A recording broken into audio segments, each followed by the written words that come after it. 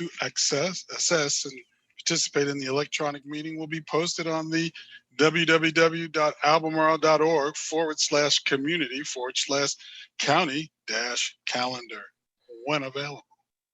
Mr. Secretary, would you call the roll? Yes, sir. Mr. Bailey? Present. Mr. Keller? Present. Mr. Randolph? Present. Ms. Firehawk? Here. Mr. Claiborne? Here. Ms. Moore? Present. Mr. Bivens? Here. And Mr. Carazana? Here. Everyone's present. Thank you.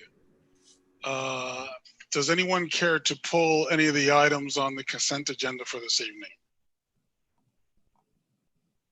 Seeing none, would someone care to move that, please? So moved. Moved by Rick, seconded by Corey. Is there any discussion? Please call the roll.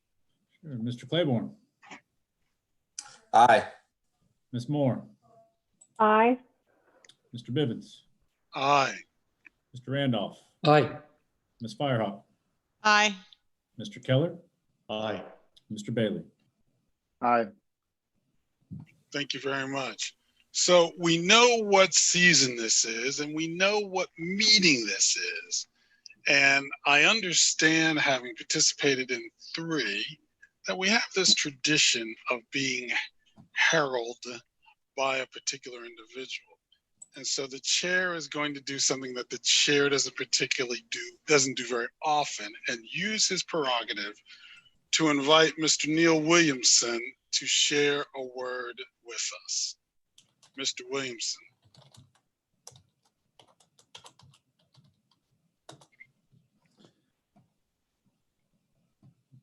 Mr. Rapp. We're doing some coordinating. One second. Okay.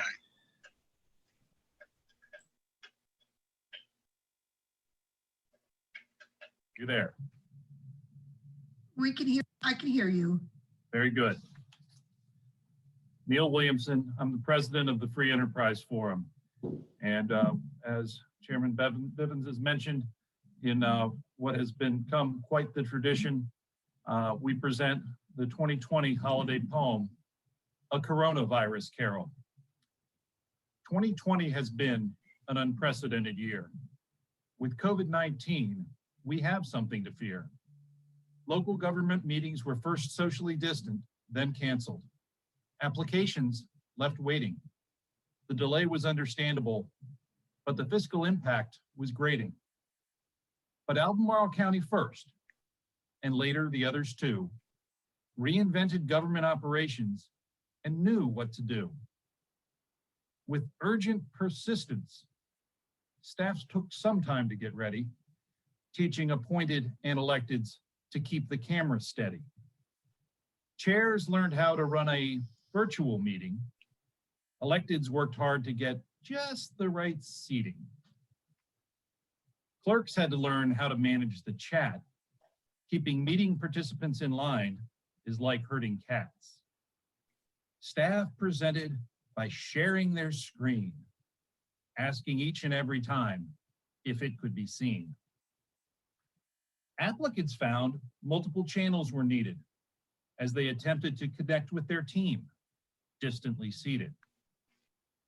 When the technology was right and the meeting ordinances passed, each locality found a different way to get it done.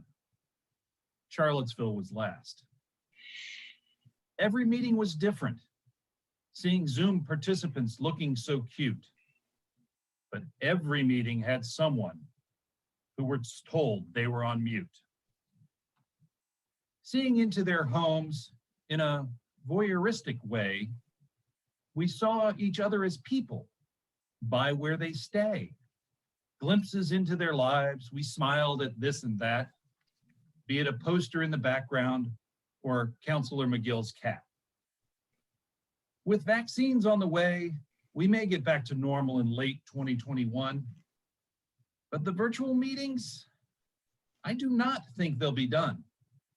With public participating, from the comfort of their living room.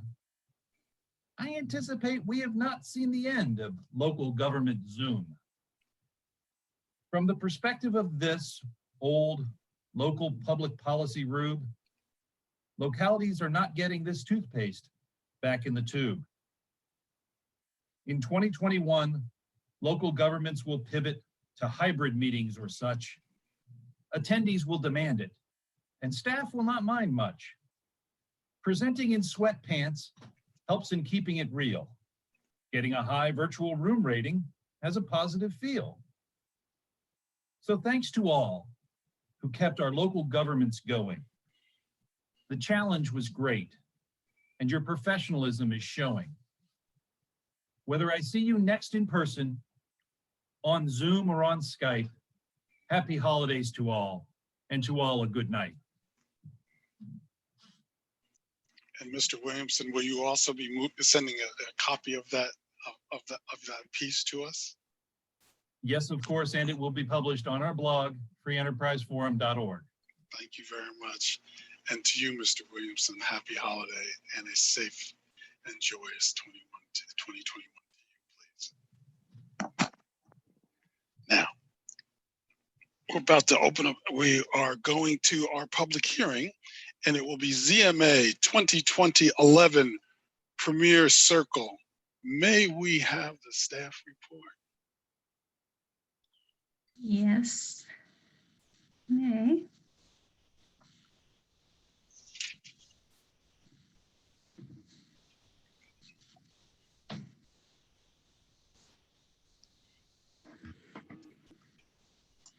Good evening. I'm Megan Adosip, Development Process Manager with Community Development Department. Tonight we are here for the first public hearing on a request to rezone 3.748 acres from C1 Commercial to Neighborhood Model District NMD Premier Circle. Brief overview of my presentation. I will present the site context, the current zoning, master plans, future land use designation, overview of the proposed rezoning and application plan, and then I will transition into providing a bit more detail on the impacts and staff recommended changes, the factors favorable and unfavorable to the rezoning, and then finally conclude with staff's recommendation on the rezoning and modification request. So to orient everybody, this is a laser pointer. You can see Route 29 here, and the site is kind of in the center of the screen with that gold star. The Berkeley subdivision is located to the northwest. Across the street on 29 is Food Line and a Big Lot Center, and up in the corner is the Fashion Square Mall. So this is just an enlargement closer into the site. As you can see, there's currently a motel on the property, Red Carpet Inn, which consists of 4 buildings and a parking area with 1 entrance off of Premier Circle. Premier Circle is here, and Premier Circle is a private street, an existing private street.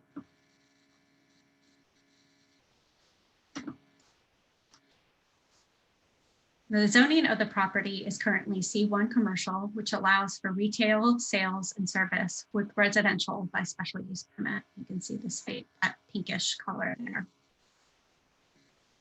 This is the map of the comprehensive plan. Premier Circle is within the Places 29 master plan area and is in between 2 center designations. You can see on this map, neighborhood service center to the south and the community center is just to the east across 29. The future land use plan's primary designation on the site is office, research and development, flex, light industrial, and that's that purple color on the map, with residential as a secondary use. The master plan does not specify a maximum recommended density for the residential as a secondary use, and this proposed development would be between 22 and 38 units per acre.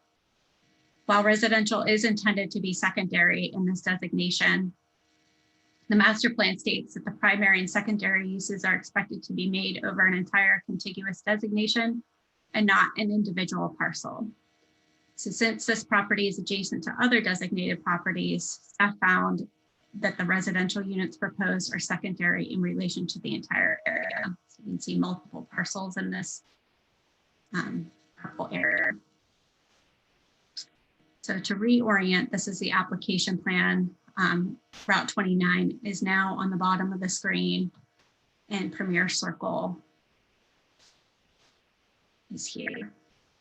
So this is sheet 4 from the application plan. The applicant's proposal includes 2 residential buildings that are here and here, and the parking to accommodate between 80 and 140 residential units, of which 60 are proposed to be affordable. Along with the residential, an additional building for non-residential uses is located closest to Route 29.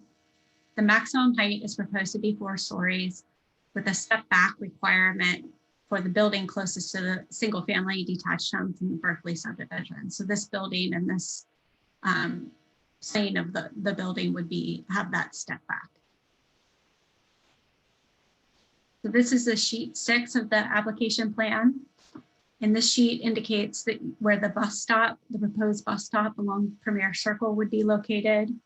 It shows the 20-foot landscape buffer and a 50-foot setback of the building as well for structures between the development and the existing Berkeley subdivision. This sheet also shows the future potential pedestrian connections here and here. And then the next slide, I'll move into the impacts and changes. So the applicant has provided for 60% or more affordable units on site for sale or rent within the code of development. This would equate to 84 units if 140 units were built. And as you know, the current housing policy recommends 15% of units be affordable. The students within the proposed development would attend Woodbrook Elementary, Jewett Middle School, and Albemarle High School. There are no capacity concerns at Woodbrook or Jewett Middle. However, Albemarle is currently over capacity. The High School Center 2 project has been identified and will help with the capacity issues at Albemarle. The applicant has stated that 80 of the units will be for single adults and 60 units could have children. However, there is potential for those 80 single units in the future to be converted to multi-bedroom units, which could add more children. So I provided the yield rates. This is in the staff report as well, as given for the schools yield rates. So for 140 maximum units, which is the max number of units proposed, it would equate to 17 elementary, 4 middle, and 7 high. And for the 60 units, as the applicant has stated, that would equate to 7 elementary, 2 middle, and 3 high school students. A detailed analysis of the neighborhood model principles can be found in attachment 5. Staff found the majority of the neighborhood model principles are being met. However, we identified 2 that are remaining that need addressed. The first is related to amenities. The applicant is proposing amenities that would serve adults only and not providing an opportunity for a tot lot or a playground for children. So staff is recommending that the code of development be revised to allow for amenity-centered play space for children. The second principle also relates to the next section, which is transportation and pedestrian access concerns. So the principle of pedestrian orientation as well as transportation. So concern from the community was raised at the community meeting and also identified by staff regarding future residents desiring to cross 29 to the services across the highway. As I stated previously, there's a Food Lion grocery store and a Big Lots services that are across 29. Currently, there's no safe way to cross 29 for pedestrians, and staff requested that the applicant study the intersection of Route 29 and Branchlands Premier Circle, that light there, to evaluate whether a pedestrian crossing could be installed at that location. Since the writing of the report, the applicant provided a traffic impact analysis, and the transportation staff and VDOT is currently reviewing the data. The analysis provided information regarding a pedestrian crossing, and VDOT is still evaluating the feasibility of installation of a crossing at that intersection. However, they have not completed their review at this time, and we don't know if a pedestrian crossing is available at that location. The TIA also provided information on traffic into and out of Premier Circle and concluded that the improvements such as the turn and taper are not warranted, that there is adequate storage for the movements from 29 and into and out of Premier Circle. As I stated previously, the applicant is offering a bus stop, which is the second point on the screen, for future service to the site. However, staff is recommending that the language be revised for the timing of the stop to be installed to be upon demand of the county. This provides flexibility to request a stop if another transit service is serving the site, such as Chant. In addition, concern was raised about the adequacy of the existing private street. County engineer requested information regarding the condition and maintenance of the road. However, the information has not been provided to date, and staff is recommending that this information be provided and evaluated and addressed prior to the public hearing with the Board of Supervisors. So the factors favorable that staff has identified is the rezoning is consistent with the majority of the applicable neighborhood model principles. The rezoning provides affordable housing that exceeds the housing policy within the comprehensive plan. The rezoning request is consistent, excuse me, with the majority of the recommendations within the master plan and comp plan. The unfavorable factors identified is that Premier Circle is a private street and the condition is unknown for the proposed rezoning and the maintenance of that private street as well. There are not adequate pedestrian facilities across Route 29 to services for the residents of this development.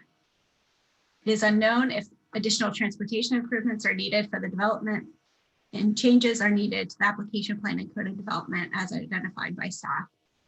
So I've also provided a slide on those recommended changes, that the transportation concerns, including the private street, as well as the pedestrian access, be addressed. The code of development should be revised to include an amenity playground for the children, as I previously mentioned.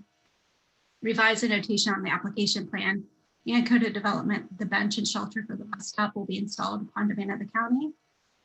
And the code of development should be revised to include a maximum square footage of non-residential uses. In addition to the rezoning request, the applicant is requesting to have one housing type within the neighborhood model district. Item D requires two housing types. However, the board can waive this requirement upon finding that it meets at least one of the criteria.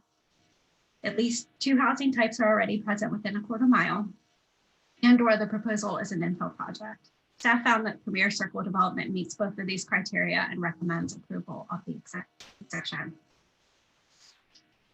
That concludes my presentation, and I'm happy to answer questions at this time.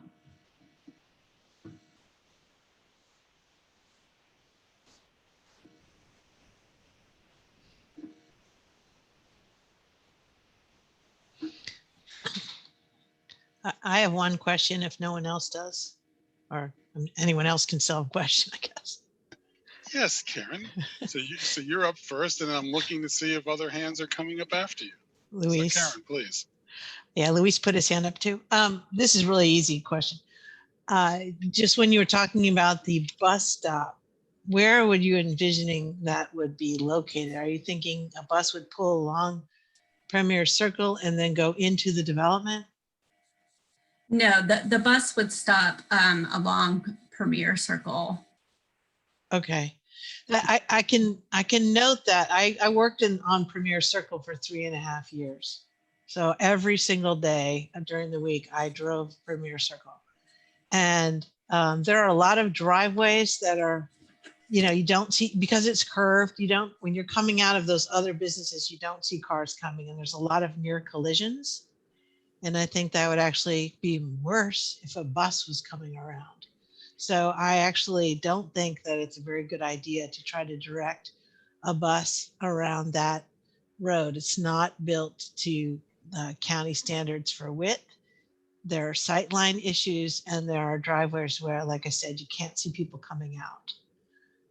easily. So, and also just make a quick comment on the children a playground idea. That also I think is really important.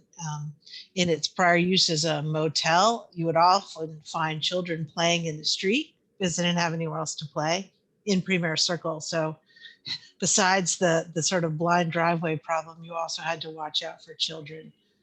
So if they don't have a playground, that's where they'll be again, and it's definitely a real safety concern. So those were my two comments. Please. Yeah, so I think Commissioner Firehawk and I were somehow syncing.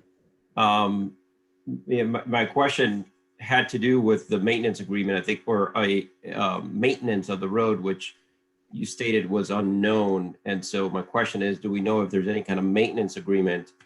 And that was going to lead to the point of if we don't know exactly the condition of the road or the maintenance around it, is it a good idea to be proposing bus traffic through the road? So I guess those are the questions. One is, we don't know the condition, but do we know if there's a maintenance agreement for that road? And then again, the question of if we don't understand the condition of the road or maintenance thereof, would it make sense to be proposing a bus traffic when we don't know what kind of mitigation might be needed? Sure. So to answer the question about the maintenance agreement, there is a document. It's really old. It was one of the attachments in the staff report, but the maintenance isn't spelled out to what standard that road would be maintained. And so that is part of the information that we requested from the applicant. The applicant may be able to answer better on what they expect and what they're working on as far as the road section and how that future maintenance might occur. I will defer to Kevin, but I think that the bus stop, we can evaluate the adequacy of the road and work with Kat or John on that. But I'm making note, and I'm sure the applicant is making note of that as well as we move forward. Thank you. Are there other questions? No. Kevin, did you want to respond to that? Did you want to come alongside Megan on that? Yeah, we've looked at the site where they're proposing the bus stop to be located. Currently, it appears like there's enough site distance going both ways. There's no driveways directly across from it or near it on that side. I think it would likely only be going one way. People would only catch any bus here if it were heading southbound. So it would be going that direction on Premier Circle. It looks like it would fit well. Did you want to say anything about crossing 29? Yeah, I can add to what Megan has described already. We did receive the traffic study that evaluated the potential for a crossing, and we've reviewed it. There's a median in the middle of 29 on the south side of that Branchlands intersection that would allow for a pedestrian refuge. So it could be done as a two-stage crossing, making it a little more viable. There'd be some minor impacts to traffic on 29, maybe up to a 10-second delay on north and southbound traffic, but it's fairly minor. And if we could get a PED actuated signal in there, it would only, that 10-second delay would only occur if a pedestrian actually pushed the button to cross, and they could cross in two stages. And it wouldn't have a major impact on traffic all over. However, VDOT always has to review these, especially because it's on 29, and I'm sure they'll have a high bar for that. So as Megan mentioned, we're still going to need to continue to get evaluations from VDOT on it and see how that works. It's also a fairly expensive project to get that in because of the need of the pedestrian signals and the pedestrian refuge in the center. And also there's no sidewalk on the Branchland side of that would take them down into the development. So all that would have to be kind of put into one project. So there would be quite a bit of an expense that we haven't identified funding for yet. additional questions for Megan before we bring the staff, before they bring the applicant in? So let's go Daniel, then Corey. Just wanted to understand a little bit more about the bus stop. Is it, this proposed bus stop, is it presumed that there would be no pull-off area for the bus, or, you know, it would be stopping on the main Premier Circle Road as proposed? Am I understand that correctly? That's my understanding. I think the traffic volumes on Premier Circle probably wouldn't warrant the need for a pull off there. It's rare that, you know, if a bus comes once every half hour or something, I just don't think it's going to really cause any traffic issues. All right, thanks. Corey?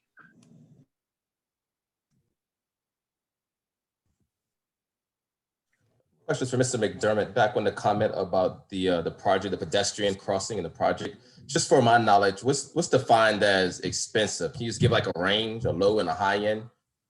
I can give you a very general idea, but obviously we haven't put any cost estimates to this. And I'm thinking of this because we're putting pedestrian crossing across Avon right now, with a refuge in the middle, and there's some additional sidewalk going on as well. And that project is around 400,000, I believe. So and there's likelihood we'd need to add some extra poles on this one, and the sidewalk would be a little longer. I'm guessing you wouldn't get it done for under $500,000, but it might be as much as 1.5 million for a project like that. Other questions? Rick, please. If we were looking at this being a business going in and there was a need for this crossing to be associated with it, would we not be looking at a potential proffer here?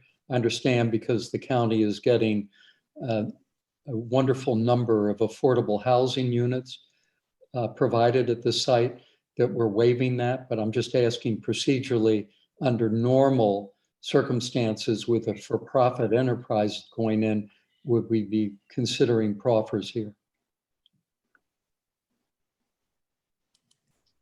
I can maybe try and respond to that. Andy or Megan or Charles, please let me know if I'm on the right track. I would say that this is, if they identified that their development were causing additional pedestrian traffic that would need that crossing, then that could be something that a proffer could be offered by. Bart had his hand up. I think he may want to add on to that, Bart. No, I think Kevin is spot on that we wouldn't be, and I'm sure Mr. Randolph remembers this, is that we would accept what was offered to mitigate that impact as opposed to request something. So I think Mr. McDermott answered it correctly. Other questions, comments? Karen again. Yeah, just quickly to point out to the commission too that walking from the current motel, it's a 1/3 of a mile walk door to door from that motel to Food Lion. It is a 1 mile walk from the door of that motel to the front door of Trader Joe's. So if VDOT is not amenable to adding another traffic light, it isn't as if there are no other options to walk to a nearby grocery store. And of course, there's a lot of other businesses over at the other mall. I will also note that even if we're successful in getting VDOT to agree to a traffic light, and even if you have the safe haven in the middle, I used to run across that road every week, several times a week. And I stopped doing that after 6 months because I decided I wanted to live. So I'm just saying that cars don't behave well. And even with the light, we might have some red light runners there. And I'm not sure VDOT will let us have a light so close to existing traffic lights, both up and downstream of that location. So I'm just saying that there are other options in case we can't get that to work. And I'm not, I almost would rather walk a mile to Trader Joe's than go across that traffic. Okay, others. Also keep in mind there'll be is it a Lidl or an Aldi, since they're owned by the same company, coming into what used to be called Shoppers World, but is now I think called 29 Place. So that may be helpful there. Other questions? Rick, please. Just a comment to reinforce what Karen said. Additionally, VDOT will be mindful of the CDB, which has representation from downstate urban interests in Lynchburg and Danville, who are very aware of even 2-second changes in the traffic through the Charlottesville, Albemarle 29 corridor. So I think you're wise to be already projecting a safer route going south on the west side of 29 than trying to proceed across. But the concern is that I would feel that there's a need for signage to really warn people of the danger of trying to sprint across that, unless fortunately your name happens to be Usain Bolt, and you can make it across in probably 3 seconds per lane, which is 6 seconds all of 29. But the last time we talked about this on 29, an individual died a day or two afterwards. So mortality at worst and morbidity on 29 is something for us to be very much aware of. So some kind of warning signs should be there if in fact VDOT determines that it's not viable to have a pedestrian crossway. Other questions? So one of the things, if I might, before we move to hearing from the applicant, I would like some more exploration of the private street. I'm struck how this is a coalition of not-for-profits, all with wonderful missions, trying to keep in place, or trying to keep in good stead a private street that presently with for-profit entities surrounding that street haven't been able to keep that street in good repair. And that being able to do whatever it might be possible to do an investment to turn it into a public street and then have it accepted by VDOT might take that budget piece off of them, depending on how difficult that is, and also would get them out of the negotiation with the other users, although sort of limited use, given that most of the Premier Circle seems to be the front on this project. So I'd like some conversation about the option, or as you've mentioned there, the exploration of perhaps moving to a public street on that. The other thing, if I could just ask a bit on, so Megan, right now this is a commercial. This is the zone commercial, and we're pushing it to. We're not pushing it to anything. We're being requested to move it to a different status that has residential and has some other kinds of things. Do you have a sense, just to put it out there, what our loss of commercial will be on this particular project if it should be approved? So as far as square footage, I don't have a number on how much possible square footage could be on that site commercial wise. I know there has been concern raised about the loss of the land use designation within the master plan of the office R&D flex in light industrial to an industrial or to a residential use mainly.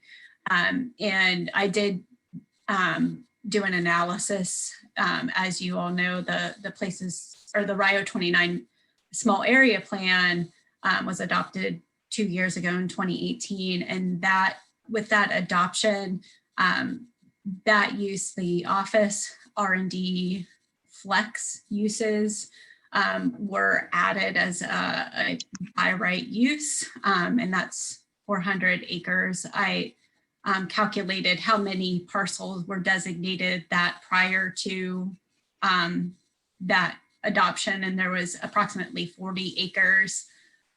So kind of a net gain of 360 additional acres. To note, though would be that the light industrial use is by special exception within the 29 small area plan. So I will share that given that we have hard boundaries in the county, that every time we make one of these moves, we are actually reducing the inventory that we have to encourage economic development here. Since for the most part, all the economic development's happening in the development area and not happening other places in the county. And so I want us to be just to keep aware of the fact that every time we do this, we're having an impact on our ability to attract business here. Let me ask another question, if I might. You mentioned that, or the applicant has mentioned that what was the number? 60% will be affordable, will be offered to affordable. So is this one of those situations where if they don't come within the X amount of days, then it can be released to the community? And if it's not going to be released to the community, will this particular project work with Stacy, with Dr. Pethia? I think those two questions, will they work with Dr. Pethia, is a good one for the applicant, I think, to answer. And I would ask Dr. Pethia if she knows if those are the same, if the language is the same, that they have the same timeline where then it would go back to market, if you could. As far as I remember, there will not be any for sale units on the property. At the moment, I believe they are all slated for rental, in which case they would need to be affordable for a minimum of 10 years. At least one phase will be utilizing low-income housing tax credits. So that will put a 15 to 30 year affordability period on those units. So I was able to quickly pull up the code of development, and there is a for sale option within the code of development, and it's the 120-day period. I think other ones were 90 days, so this is a little bit longer. Yeah, the amount is 90 days. And the expectation is that they would be working with you, Dr. Pethia. Correct. All right, I will ask the applicant to confirm that when we do that. And the reason I say that is that we're doing a bunch of things here, or at least I feel like we're doing a bunch of things that feel like it's about the joy of wanting this project to succeed. But I also want this project to be helpful to the residents of Albemarle County and our policies that we're working through. So that's why I'm asking some of these questions. So I want to be real clear to those people who are hearing that I am not trying to say that I'm not supportive of this, but I'm trying to figure out how this project sort of aligns. I'm not saying one way or another, how it aligns with some of the policies that the county's putting up. My last question, and this has been, perhaps you will signal again that this is for the applicant to discuss. So if I look at the proposed plan or the draft plan, there's a lot of surface parking there, and there's very little green space. Even when we speak to having a tot lot or having some space there for people to bring their children to. I noticed that there's a need for gardens, or there's a desire for gardens. Although even though I am a gardener, I am not a big supporter of community gardens, because as people change, the community gardens often lie fallow, and then so what's the point of having that space? But what I didn't notice is that there wasn't any green space or outdoor space for adults. And while I realize that there's a hoped for exercise space inside, it would be nice if there's a space that's green outside for people to be able to have some time outside, away from their structures, particularly if we continue to live in the kind of environment we're living in now. And so, are we wedded to that much asphalt? So the parking they've outlined some numbers in their code of development, but the parking requirements would be met at the site plan stage, and they'll probably, I would anticipate that they would state that there would request a reduction because of the nature of the residents that would be there. So there may be a potential for some of that parking to be reduced to allow future green space, depending on what the ultimate mix is. Thank you. For the Albemarle High School piece, I will share with you that I'm being told that high school may not be like it is today. So we actually may see high schoolers spend more of their time doing remote learning for some classes and taking off some of the census pressure that we've been experiencing. So those of you who have high schoolers or emerging high schoolers, just think about that for a bit. That there may be a shift in the way high school changes because of them being very productive during this time. Are there any other questions? In that case, I will open our public hearing and hear from the applicant.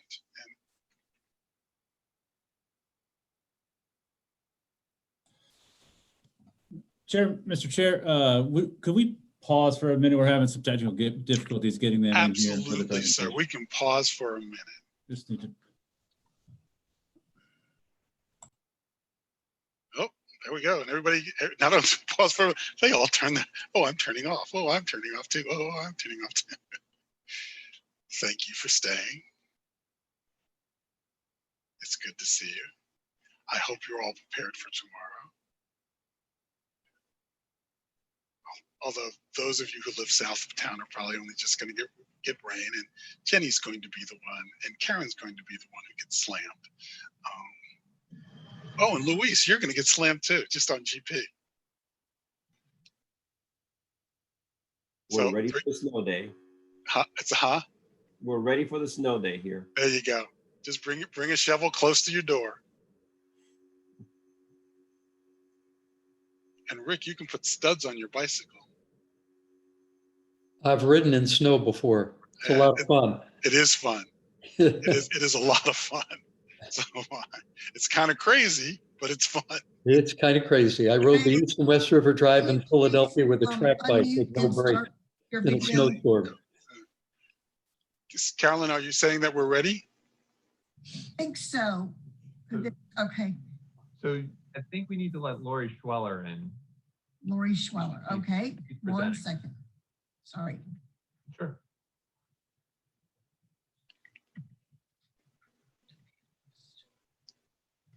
All right. I've moved Lori over.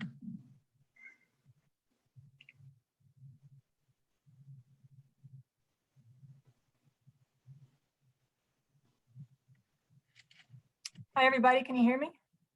We can. So let's Lori, can you pause? Good evening, Lori. Can you pause for a second?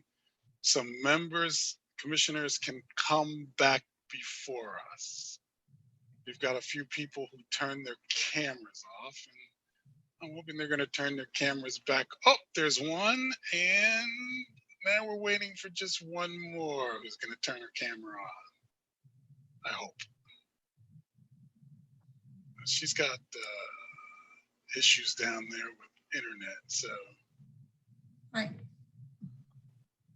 Lori Karen? and Craig, can you please go to the link that you were just sent from Charles and go in that way? Okay. Thank you. Sorry for the switch. Communication. Julian, Karen may be able to hear you. I could hear you the whole time, but I did turn off my video. Okay, good. Yeah, I could hear everything, but I just stepped good. away. That's good. Okay. There she is. Okay. Hey, Karen. So our applicants are just, they're coming in another way, and here's Lori, and Are you saying I should you should go. have received an email? I sent a meeting invite. I think I forwarded you, and the link should be in that invite. I sent it to the list that you had given earlier in the week. Did you send it to me as well? I came in by the public sure. invitation. Okay. Let me make sure. Lori, I just sent it to you again. Thank you. Thanks, Charles. Sorry about that. So I should log out of this one and come back in? Yes, please. Please. Yeah, might want to log out under Republic and come in under Democrat. But not as Russian. No fancy bear stuff. I'm just looking for teddy bears. Forget fancy bears.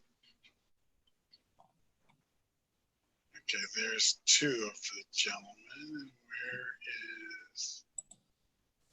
Just letting her in right now. Okay. There they are. All right. Karen's coming back. There we are. Lori, please go. Thank you. Good evening, Chair Bivens and Planning Commissioners. I'm Lori Schweller, attorney with Williams Mullen, representing the applicant. I will attempt to share my screen at this point for our presentation. And let's see here.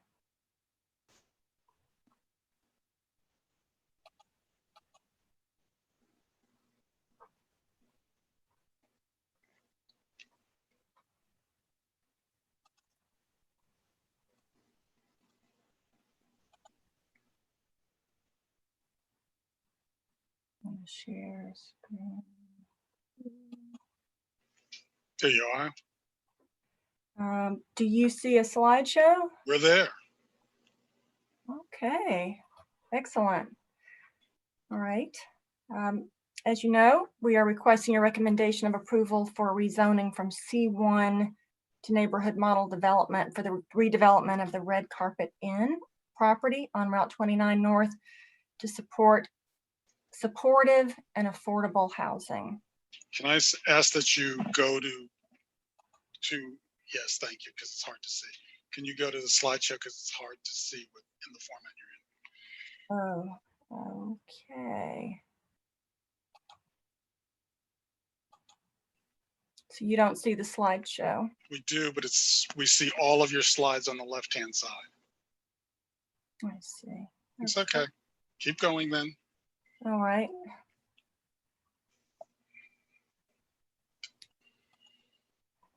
Let me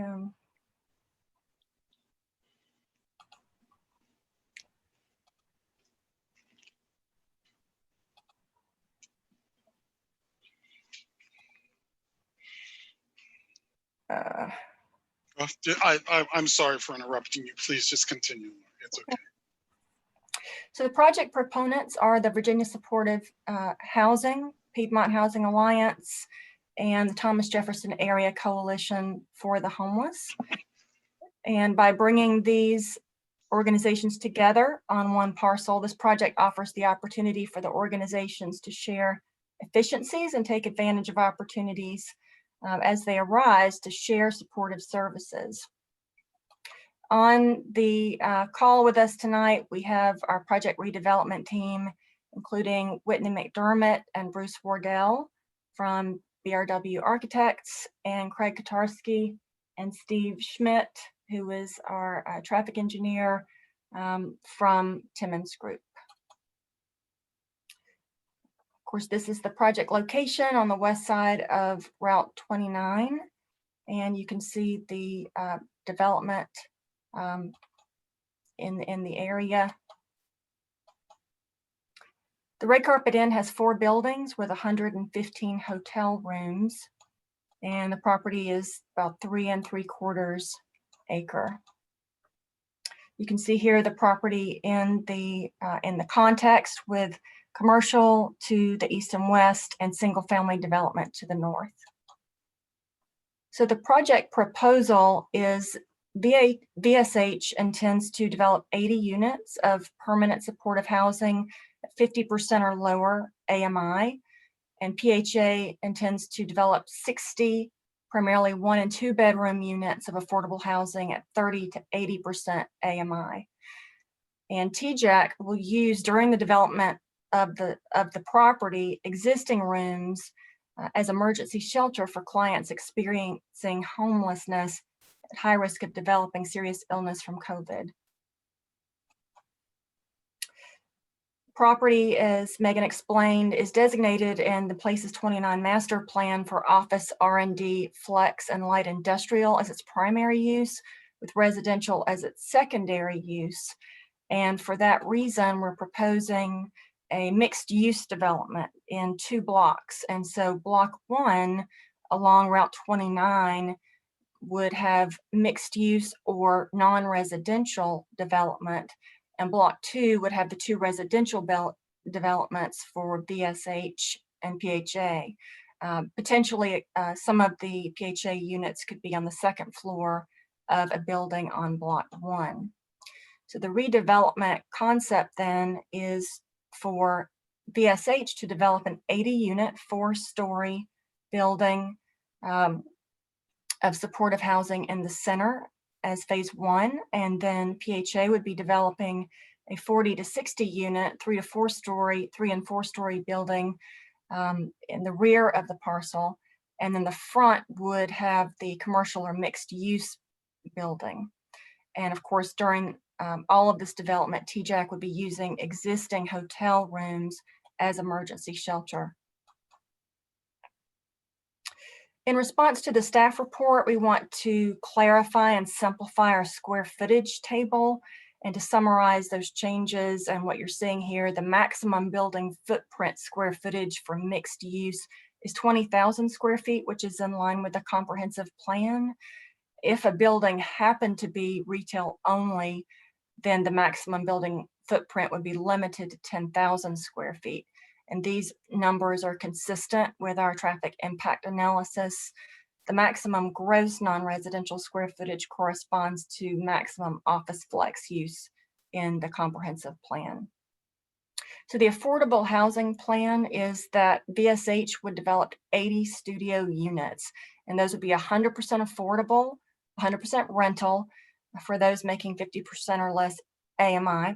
PHA plans to develop up to 60 units. Again, it's possible that 40 of those could be in the building you're seeing and 20 could be in the front building on 29. And those are expected to be mostly 1 and 2 bedroom units, mostly for single adults and couples, possibly up to 5% 3 bedroom.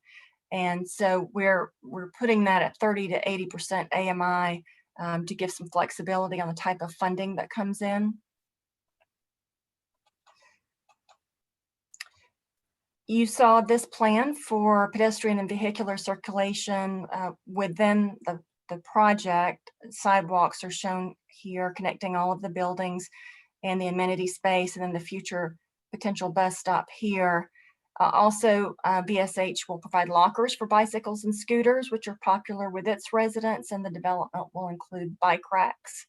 One of our changes in response to staff will be that the bus stop will be provided at the demand of the county.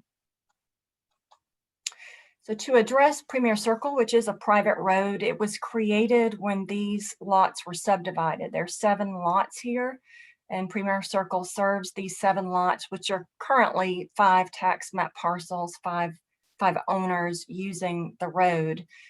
From the Waffle House down to Red Carpet Inn. There is a recorded declaration that does provide for road maintenance by an association. There's 1 lot, 1 vote per lot. And by written agreement of 80% of the owners, that road could be upgraded. So we believe that insertion of new development along this road will make it more likely that the road would be improved. I'll certainly defer to Timmons to discuss the traffic and road condition, but I would say that supportive housing for very low income residents does generate far less traffic than conventional multifamily housing. And this development is expected to house residents who largely do not have private vehicles. and would depend on public transportation. The property is within the Jaunt Paratransit Service area, so residents with disabilities who are unable to take public transit would have the ability to call Jaunt for transport directly door to door. And also the Thomas Jefferson Planning District Commission has applied for grants from the Department of Rail and Transit that could fund improvements to the Route 29 corridor. So this site could be transit ready when bus lines are expanded, if they are expanded, to include this site. And we'll learn more about that funding, to what extent and whether it's been funded next month. The site has 20% green space, and within that 10% amenity space. That includes courtyards and gardens, and of course, indoor community computer and fitness rooms. The street trees and shrubs will be compliant with the entrance corridor guidelines. We have requested to substitute gardens in place of tot lots because we expected our residents to be primarily single adults and couples.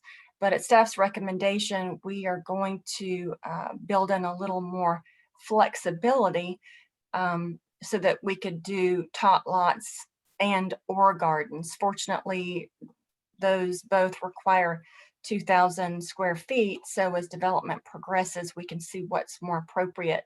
So you can see on this slide the proposed changes that we'll introduce into our code of development so that a community garden or a tot lot might be developed in these locations, and then similar changes here. And then here you can see just how those buildings would fit together on the site. The comprehensive plan calls for a 4-story maximum, and so we're looking at 4 stories for the central building, the VSH building, 4 stories and 3 stories for the PHA building. Currently, this front building we are proposing is 2 stories based on parking requirements, but since those could change, the Code of Development does permit that to be up to 4 stories. The site would be developed in phases. Phase 1 would be construction of the Virginia Supportive Housing building, which is shown here in red, and then the associated amenity areas. Phase 2 would be the PHA building, and then at that point we would need to provide the planted buffer in the back. The 50-foot setback includes a 20-foot buffer between the site and the single-family residential to the north there. And then phase 3 would be development of block 1 with a mixed use or non-residential portion along Route 29. That phasing looks like this in a timeline. So this project is on a very pressing timeline based on LIHTC application deadlines. We're actually seeking to rezone no later than February so that VSH can apply on the March deadline for low-income housing tax credits and then go into construction beginning 2023. And PHA would file for its LIHTC application in March of 2023 for construction in 2024, 25. And of course, TJAC would be able to use existing hotel rooms immediately and throughout phase 1 and possibly phase 2 as the new buildings replace the old buildings. So that's the core of our presentation. We have more slides to help answer questions regarding the TIA that Timmons Group did and other transportation related issues and other questions that you might have. Thank you. Questions, commissioners? So I see Jenny and Rick and Karen. So we go Jenny, Rick, and Karen, and Louise. Louise, do I see your hand? I can't see. I can't see now. I do not. So Jenny, Rick, and Karen right off the top. Okay, can you guys hear me? Yes. Can you guys hear me? Yes, okay. we can. I have several questions, but I want to just start with my first question and then I'll let it go and see what other people ask and come back to some of my other things. or I guess if I apologize if I should understand this and I don't, but are people currently living there as a part of an emergency housing program? Currently, this property is operated as a hotel. So the answer to that right now is no. Okay. So I guess I was having confusion in the wording of things as if there was some sort of access to hotel rooms on an emergency basis for people, you know, in jeopardy or experiencing homelessness, particularly during the time we're in. So I was having trouble with that piece because some of my trying to wrestle with the pedestrian safety questions that we're asking ourselves about, you know, some sort of permanency on the site. I've been wondering that about people that may be there currently. So I needed to know that part of it, I guess. I think that's what I'm wrestling with the most is, you know, if people are living there now through some program or in some sort of in cooperation with the hotel as a way to avoid being homeless, that aren't at risk already for having a dangerous crossing across 29. And so what if there's signage that we need to put up that prevents that, or things like that that we would do now? But I guess that was my biggest question is what's the current use? And then I do have some questions. I don't know if there's a part that you'll talk about the services that would be delivered on site and how you would connect people with services. Because there's a part in staff's report that talks about connections with services, benefits, and the employment opportunities. And there's mention of someone that's on site during the day and then on site at night. And is that more of in the capacity as a property management person or someone who's there to provide service delivery? Ms. Moore, I'm glad you asked those questions because I failed to mention during the presentation that we actually have representatives of each one of the organizations who will speak to you as soon as your public comment period starts. So they'll be able to talk about what they're planning in a more fulsome way and talk about what's happening now and segueing into what we're proposing. So I'd really prefer to defer to them because I think they'll do a good job of describing services and how they interact. And I would like to say if we can just contain those questions. So these just illustrate, how do I want to say this? Opening up what Lori's presentation was before we go to the public, if we have public, and I'm trying to figure that out. Sorry. I guess my biggest thing was, are there people living there now that, you know, might be making a dangerous crossing? And so we're not just talking about that in the future, we could be talking about that right now. And then I also agree with Karen that I think there's other alternatives, but we do need to be mindful that people will, just like other places on 29, people might try to cross. And so that's not just in this spot, even though we don't want to encourage that. There's lots of places I see people making a dangerous crossing because that's the most direct path. So I think we need to be safe and keep that in mind. I think we need to encourage other alternatives, but to me, it's not, you know, a deal breaker for all of this. So, and I'll leave, like what Julian said, I do have some questions about the delivery of services, but I think we'll let those be answered in the public comment part. I forget who was next. Karen? I thought it was Rick. Maybe. Rick, would you like to go? Yeah, I'll be happy to. Thanks, Karen. Lori, my question is about the community gardens that the chair referenced earlier and the courtyard meditative garden as well. What is the applicant's plan for the maintenance of both of these, and how will the maintenance be paid for on an annual basis? I'm sure the applicant will have more to say to that question, but the plan is that this property will actually be subdivided and owned by the individual organizations. And of course, these are rental projects, so they would be responsible for maintaining all of those outdoor amenities on their own parcels. In terms of budget, I don't have any answers about that right now, but perhaps they can give us some foresight when we get to that point. Okay, thanks, Lori. Well, Commissioner Randolph essentially stole my questions, but that was the same line of questioning I had. I'd just say that, I've seen a lot of developments propose community gardens, and they need somebody to be a garden manager. You can't just say there's a plot, have at it.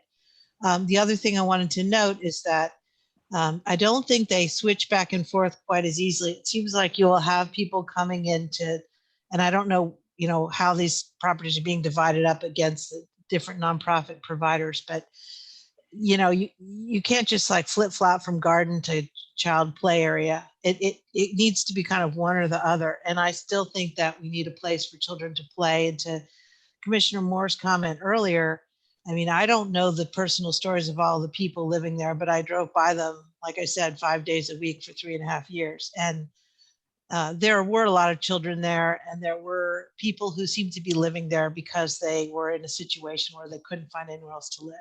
So they were using that hotel as what I would call last resort housing. So I think that we need to consider that. And I don't think we can, kind of have it just called either or. I think we need to have specific spaces for each. And if the applicant wants to comment on that, that's fine. Or we can wait to hear more from the individuals who are involved in the management of this complex undertaking. Your point's well taken, Ms. Firehawk, and we certainly want to provide the right amenity for the residents. Based on my conversations with the current property owner and my own observations of the site, it's operating right now more as a long-term transient housing or extended stay housing. So you do have a much more of a homey feel. So if there are children there now, I wouldn't be surprised, to your point.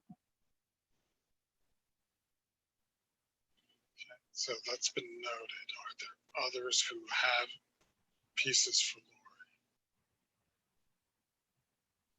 All right, then I'm going to open it for public comment. And I'm going to sort of turn it over to Ms. Schaefer.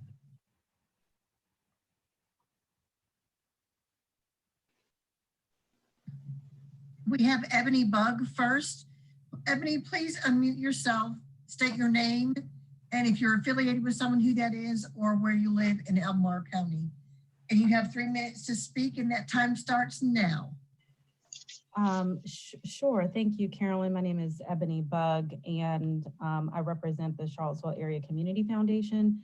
I just want to pause. I know that a number of my colleagues who are partners on this project may actually want to go before me so that they can speak to some of your questions. So is it possible to call on me after, say, Julie Andrews or Sunshine or any of the other partners who are here?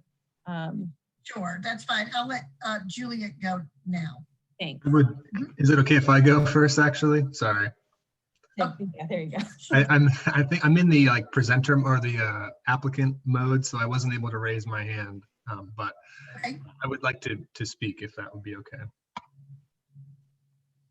Right ahead. Your time starts now. Okay. Thank you. If I have a little presentation, if I may, but it says I can't share while the other participant is sharing. It's not a big deal if I can't, but. So Lori, can you close out your presentation, please? There you go. Thank you. So my name is Anthony Haro. I'm the executive director for Thomas Jefferson Area Coalition for the Homeless. And I'm here to speak about this unique project in support of, it meeting a lot of critical needs that the community currently faces. I'm going to focus on a few that address homeless related issues that we focus on. So first, ending homelessness was always a public health response, but that fact has been highlighted during this pandemic. Keeping people in safe private rooms helps keep them safe from COVID. It also helps keep the community at large safe from COVID by limiting spread. And the University of Washington recently released a report about using hotels as shelter during COVID-19, which we will plan to do on this site, as was talked about. And there was a number of important key findings that we've certainly felt here locally as well. Guests felt increased feelings of stability, improved health and well-being, reduced interpersonal conflict, decrease in 911 call volume, more time in general to think about next steps, future goals, and higher exits to permanent housing. Although I have to say we have not seen that quite yet because of the lack of affordable housing in our community, but all the other key findings from this report really validate what we've seen locally as well, that using hotels during pandemic for shelter has seen a lot of really positive outcomes. The other thing this project addresses is chronic homelessness. So people who are chronically homeless have been homeless a long time with health conditions. And we've seen in our community, when the crossings opened in downtown Charlottesville, you can see in the 2 years following that chronic homelessness dropped by half. So we have clear evidence, local evidence that this works, that Virginia Supportive Housing's project, The Crossings, worked to decrease chronic homelessness by half, which is pretty amazing. You can see since then, it's really been pretty flat. And so another project is really needed to get us right to the threshold of functionally ending chronic homelessness in Charlottesville. It's also a good investment for us locally. So in addition to having positive impacts on people's lives who live in the project, over 3 years in our current model of renting from local hotels, as opposed to this model of having it owned, we would save about $1.5 million or 42% moving to this type of model where it's owned as opposed to renting. So it really is a cost savings. Additionally, Virginia Supportive Housing has found that in other permanent supportive housing projects, they've seen a 71% decrease in guests' use. Okay, from PSH. So it's a good investment for many reasons, but thank you very much. All right, next I'm going to let Juliet Anderson speak. Juliet, please state your name and address or who you're affiliated with. You have 3 minutes and that time starts now. Thank you, Carolyn. Can you hear me okay? Yes. Great, thank you. My name is Julie Anderson. My address is 4115 Wythe Avenue, Richmond, Virginia, 23221, and I'm here representing Virginia Supportive Housing. Virginia Supportive Housing is a nonprofit formed in 1988 with the mission to end homelessness. We work along the 64 corridor from Charlottesville to Virginia Beach. One of the ways that we meet the mission of ending homelessness is by developing affordable permanent supportive housing like the Crossings at 4th and Preston in Charlottesville. Premier Circle will be VSH's second permanent supportive housing development in the Charlottesville region. These apartments will include 80 studio apartment units with kitchens and bathrooms. The units will be fully furnished, and the building will also include a community room, patio space, a computer room, and an exercise room. Units will be available for individuals earning 50% or less of the area median income. Permanent supportive housing is like a regular apartment in that residents sign leases and have their own apartment. But supportive services are provided on site to help residents access the services they need in order to maintain housing. VSH's supportive services staff assist residents with accessing mainstream community services and resources, engage residents in activities that promote a consistent and safe housing environment, collaborate with property management to prevent lease violations and delinquency, help individuals resolve life issues, and manage their mental health. Supportive services staff work with residents to ensure a strong sense of social connectedness, both within the building as well as the community. Services staff provide support for employment, education, and vocational endeavors, as well as transition planning as residents are ready to move on to their next choice of housing. The building will also have on-site property management, including an assistant property manager, a desk clerk, and maintenance staff. The front desk is staffed 16 hours a day, and a night monitor is on call in the evenings. We're really excited to be a part of this development and effectively ending chronic homelessness in the region. Permanent supportive housing works. Over 96% of our residents do not return to homelessness. And as far as the budget concern that I believe it was Rick brought up, These properties are, maintenance is in the operating budget. These properties are self-supporting from the rental income. Thank you for your time and consideration today. Thank you. All right, next I'm going to have Chris Hawk from Piedmont Environmental Council. Chris, you have 3 minutes to speak. Please state your name, address, and who you're representing, and your time starts now. Good afternoon, Planning Commission and staff. My name is Chris Hawk with the Piedmont Environmental Council. For nearly 50 years, the Piedmont Environmental Council has championed smart land use and conservation.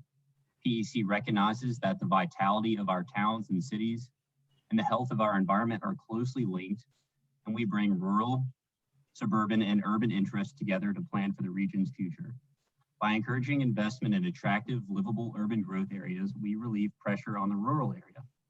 We advocate for growth where it makes sense, reducing the number of miles that people drive in order to reduce fuel consumption, greenhouse gas emissions, air pollution, and traffic.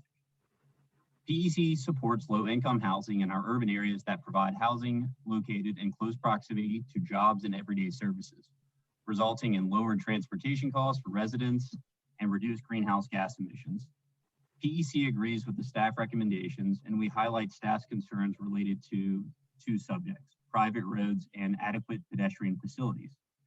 Private roads should be avoided as they could cause significant fiscal impacts to future property owners and residents, especially with low-income housing being involved. This is a very important point. PEC recommends that the county require the interior roads be built to the appropriate standards for incorporation into the public network. If this is not possible due to the 80% concurrence requirement in the road maintenance agreement, PEC recommends denial.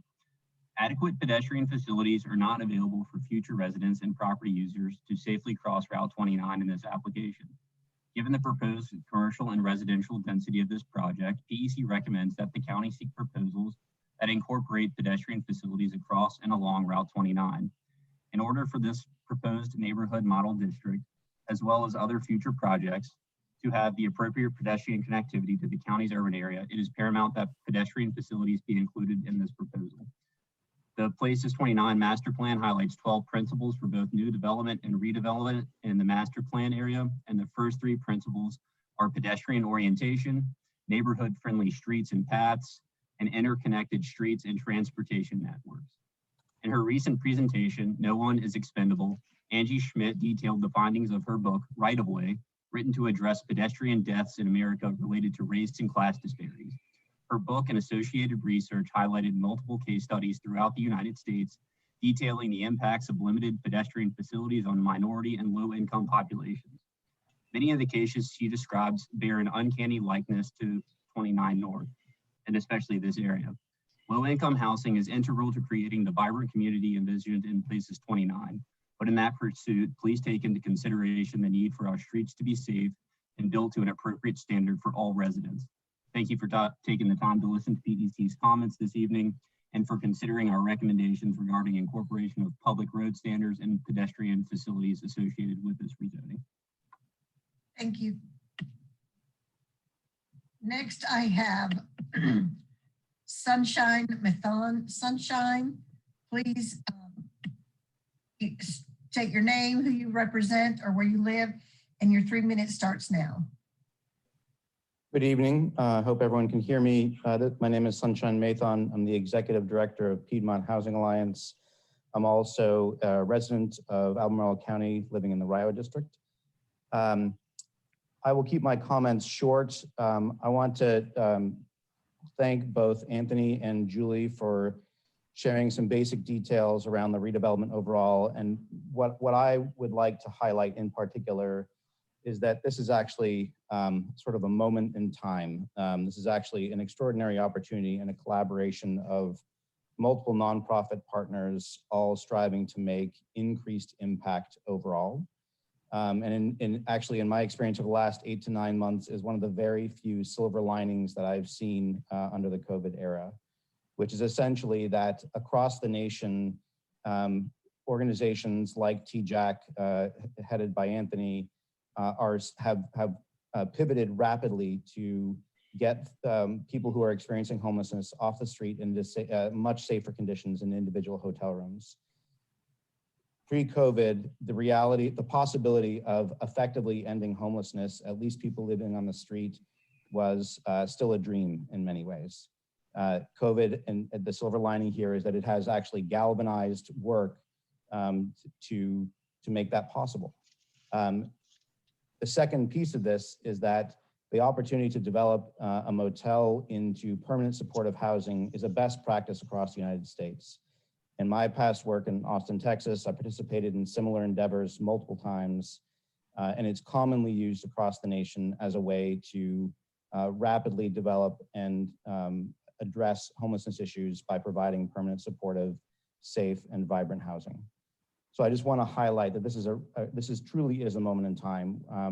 The fact that these organizations are coming together under a common vision, under common purpose, is highly reflective of the desire of our community as a whole to increase the level of impact, increase the level of collaboration, so that we can effectively end homelessness in our region and provide additional affordable housing that's critically needed for people across the spectrum. Thank you very much.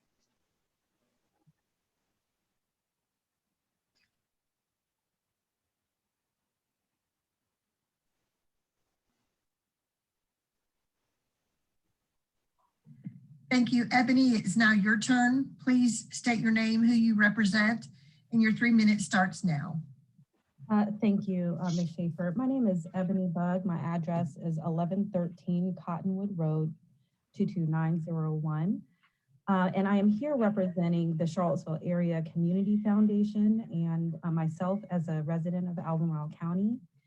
I want to name that our entire staff and board is in support of this project and poised to make a $4.7 million investment in this development to support both the short and long-term plan to address chronic homelessness in our community. It is important to note that this development would mark an extraordinary improvement on the current status of the development in that particular area on Premier Circle and solve one of the most essential issues of our time. I want to note that homelessness, in particular during a global pandemic, is a public health crisis in addition to a basic human right. And we are at a unique moment and can provide safe and stable housing for people in the interim, as well as long-term supportive housing and services to help them navigate the world. As a county resident, I do concur with the comments and some of the concerns made related to the pedestrian crossing and right-of-ways. At the foundation, we are also supporters of PEC and recognize the work that they're doing. However, we do not necessarily feel that this development should bear the full brunt of the pedestrian needs, and that as a resident, I believe that the county can work with these nonprofit entities to ensure that municipal funding and support can be used to support the infrastructure and updates needed to make this a success. As a social worker providing clinical services in the area, I also cannot underestimate the intersection of housing stability and its impact on stress and well-being across the lifespan. And finally, as an individual who has experienced homelessness, I can't understate the importance of this project and what that means for individuals who are most vulnerable in our community. Thank you. Thank you. And we have no one else at this time that wishes to speak. Thank you very much. Are there questions for the applicant before I'm going to close the public hearing? And are there questions for the applicant?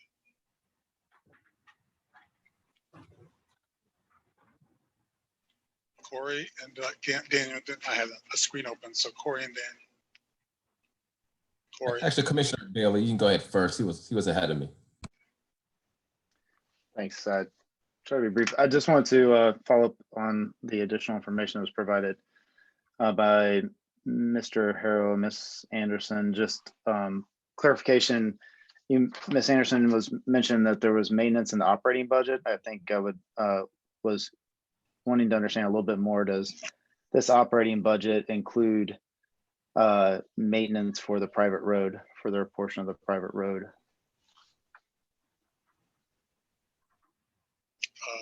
Lori, do you want to handle that on behalf of your clients? I don't know the answer to. Since we have three partners here, I wouldn't necessarily want to, Yeah. and I can only see one of them. I need to defer to Julie on that question. I don't see. I don't see Julie. Okay. So I'll complete the second part of the question, which is related, if that's okay. Okay, thank you. Commissioner Bivens, which is, Mr. Harrow, you mentioned that this was expected to save 1.5 million per year.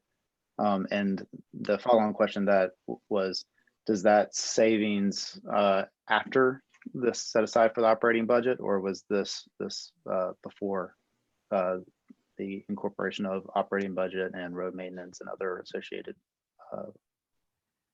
fees? So that number is about basically what we're paying right now to shelter vulnerable folks in hotels because of this pandemic. Those costs projected over 3 years versus the operating costs should this project move forward to use the existing hotel rooms at Red Carpet Inn.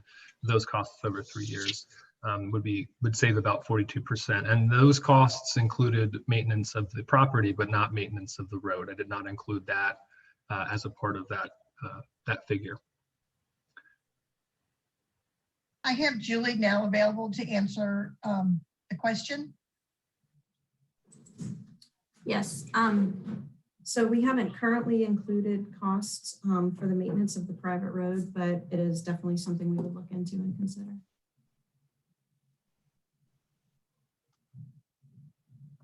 Mr. Bailey, you okay? I'm good, thank you. Okay, Ms. Claiborne. I guess my question is more for the program of the non-residential spaces in light of the conversations we've had about crossing the street and so forth. Has there been any consideration about maybe some of that non-residential programmatic space being a market or someplace like that where residents could grab, I guess, some staples if they needed it without having to cross the street? Mr. Claiborne, Andy Miller from PHA has looked into a number of different options with nonprofit organizations and others. He's on with us right now. I'll let him elaborate, but I think it's those conversations are ongoing. I don't know if that's one that he's looked into. If I could turn it over to Andy to comment on that. Sure, and I guess I'll ask a clarifying question first. Are you referring to the amenities that are within the apartment buildings, or are you referring to the commercial space on the block 1? I believe the commercial space, the one that's facing Route 29. Yep. Thank you. So we've had some preliminary conversations. I mean, ideally, what we've looked at is talking to partner organizations, other nonprofits that might utilize that space for either office space or other uses that would essentially work well with the overall development. That particular use that you've mentioned, we haven't had that discussion just because that hasn't been brought up in the conversations that we've had. What I will say is that the conversations we've had have been very early in the process, just because that parcel is not positioned to be developed for another probably 2 years or 3 years at this point. And so we have some time to look into that. And so that's one of the things that we could look into as well. So. Other questions? Tim.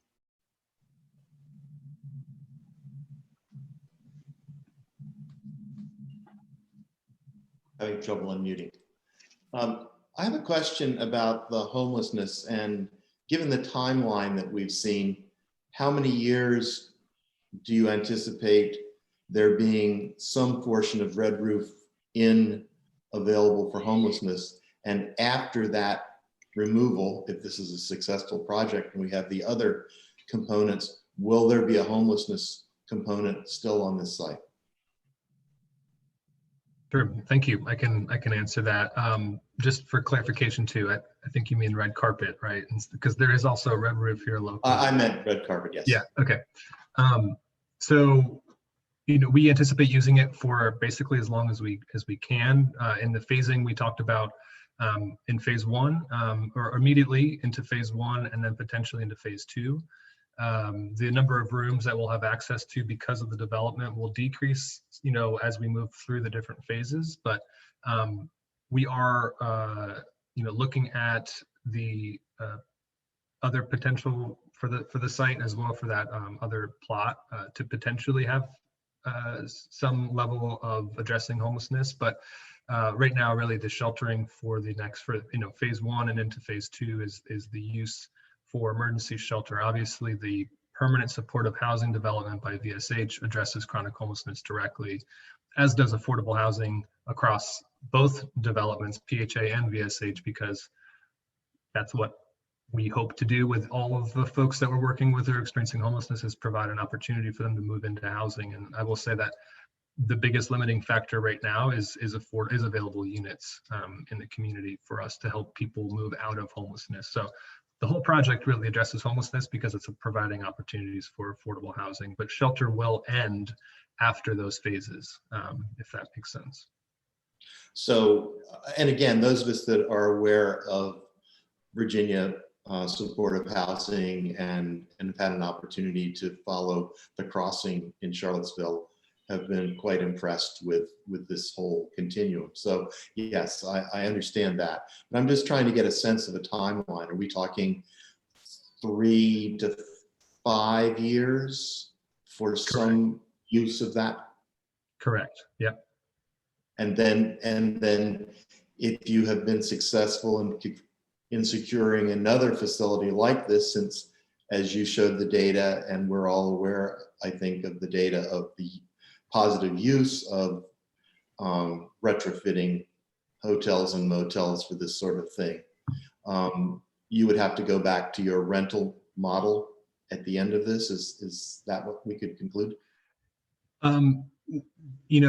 There's a lot of things up in the air in COVID. Obviously, there's a vaccine, but we also don't know what that's going to look like moving into the future in terms of spread still occurring in our community. So we are preparing for needing to shelter in private rooms for the foreseeable future. And so at the end of this 3 to 5 years, homelessness will look drastically different. This project will drastically change how our system works for the better. But I still, there will always be a need for emergency shelter for people that fall into homelessness. We will always have that need in our community.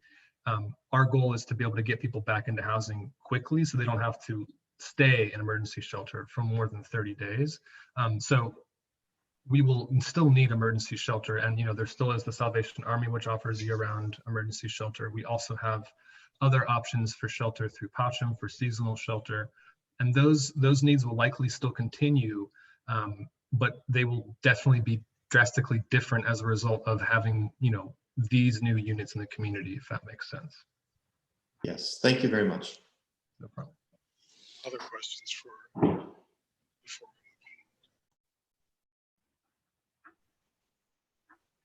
So if I could ask a clarifier, we're asking you questions now. Perhaps sure, go ahead, sorry. Thank you. We heard that, I think it's VSH is going to have permanent accessible units. I think that's what we were told. But we weren't told whether or not the PHA units, whether or not the 40 or the 60 would be permanently accessible, income accessible. And if so, will you be working, PHA be working with Dr. Pethia to screen people or to identify people to move into them? So Lori, would you like me to take that? I saw you unmuted yourself, so I just paused. Yeah. Sorry, so this is Andy Miller. I'm the Real Estate Development Director for Piedmont Housing Alliance. So if I understand your question correctly, you're asking if essentially what percentage of our units would be affordable and for how long? Is that the crux of the question, or are you asking about accessibility? That's it. And then who will you be working with as a developer to fill those? Sure. So in terms of the affordability, so we also, just like VSH, will be looking to utilize low-income housing tax credits for all of our units, so all 60, which brings with it 15 and 30-year requirements for affordability. And we would be working with Stacy Pethia of the county on those units. And then just because we addressed it in terms of accessibility, our project would be elevator served, and so we would have a number of accessible units throughout the project. So. And if I might ask, there was some comment that there might be units on the second floor of the building in block 1. Did I misunderstand that? That's right. It's possible that up to 20 of the units that the residential units could be on block 1, which is the block facing Route 29. So that would not be a full commercial space. That block could be mixed use. Mixed use, okay. But it could be completely non-residential. But that's to be determined. To be determined, yes. Are there other questions for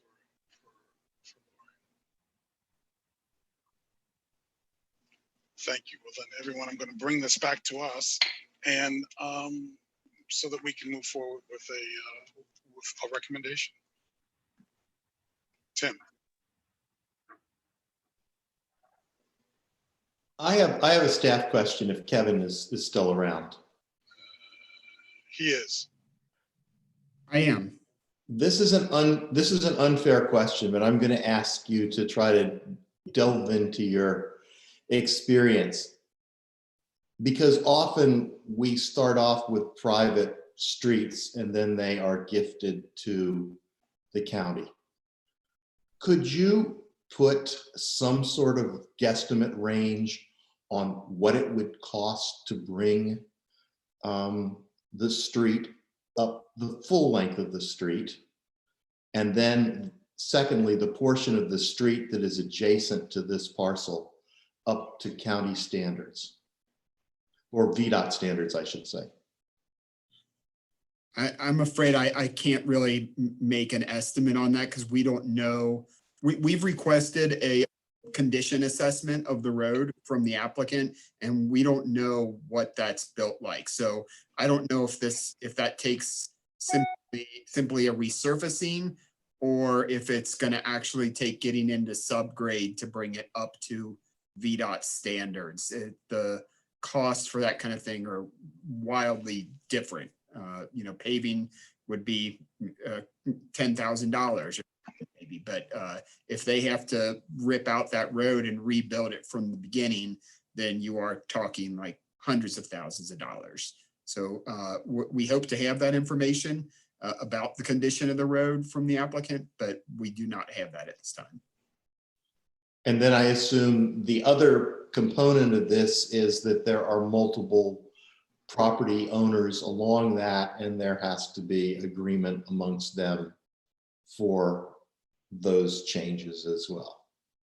That's correct. Typically, if a private road were going to be brought into the public system, the people that currently own that road would work together to fund that. Is how we've seen it done in the past. And you can't give us out of the books what a linear foot with that width of just resurfacing as opposed to a completely new road with base and sidewalk, curb and gutter sidewalks would be, so that we could just do a little multiplication to have a very, very general ballpark. You just threw in the compounding variable for Kevin. Yeah, I would say that we have an engineer on the call from from the applicant, and he may be able to get something a little bit closer than I would. So if you wanted to ask Mr. Kotarski from Timmons Group, who we work with a lot, and I know they make estimates like this for other projects, maybe he could get a good guess. Nice handoff. Yes, I would like to hear that. This is one of those situations where we're making exception because of staff's handoff. Fair enough. Good evening, everyone. I think to Could you identify yourself, sir? Yes, Craig Kotarski with Timmons Group, civil engineering firm. I think to best answer that question, it would depend on what you have to do. As far as what we have done and looked at this point, we have seen that there is more of a thickness of asphalt. If you think about a road, it's asphalt over stone, right? You get a stone base and you got asphalt over top of it. The thickness of the asphalt is where the primary strength comes from.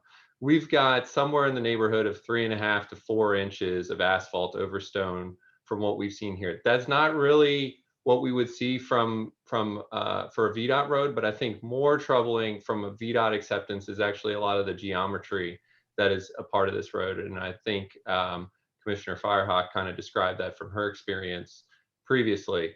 One of the things though that I think is important to note, and I'm going to answer your question on a cost estimate.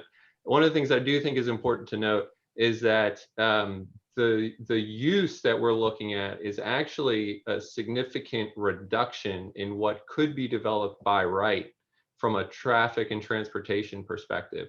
So a few years ago, we actually filed a site plan for a Lidl on this site.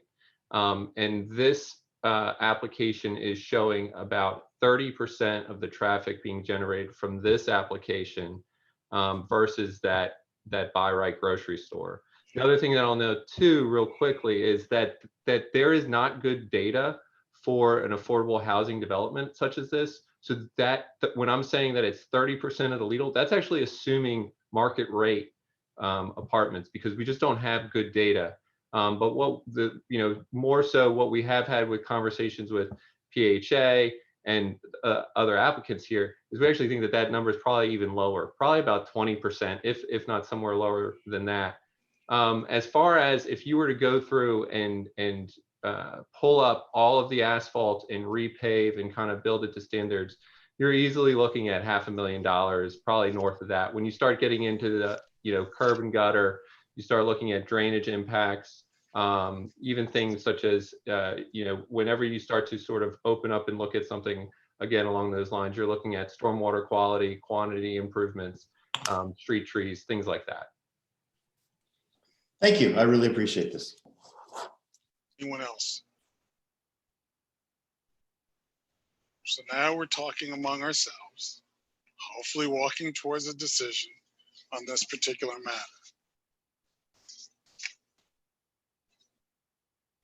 Tim. Well, I think that we have, amongst all of us, who I would imagine, given where we have been on other things, are very positively inclined towards what this project is trying to achieve. And we have outlined a number of significant issues in terms of the site plan and the lack of significant open space with that, and in terms of the road and the pedestrian access across 29. And maybe there are others, but those three really stood out in my notes as I've been thinking about this and listening to this. And we've been given a figure for the crossing if it was possible. And we've been given a figure for the road reworking if it was possible. So I think that we have to look in light of what we were just doing last week with our supervisors and think about and the work that so many staff members, community members, and we appointed and elected officials have put into thinking about affordable housing, and decide whether this is, as you have said from the dais a number of times, Chair, whether this is a point where the county, or because there are other nonprofits besides the housing nonprofits involved in this, are willing to put some dollars in the bucket to make this be the kind of project that we would all like it to be. So that's where I find myself. It seems to me that the street should be brought to standard and that there should be some significant thought about pedestrian access across 29. And in terms of the applicant, some more serious thought to how open space is going to work on this site plan other than just building footprints.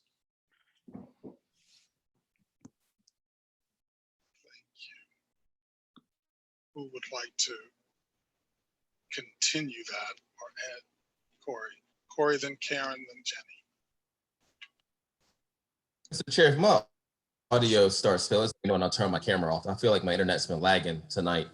I agree with the staff report.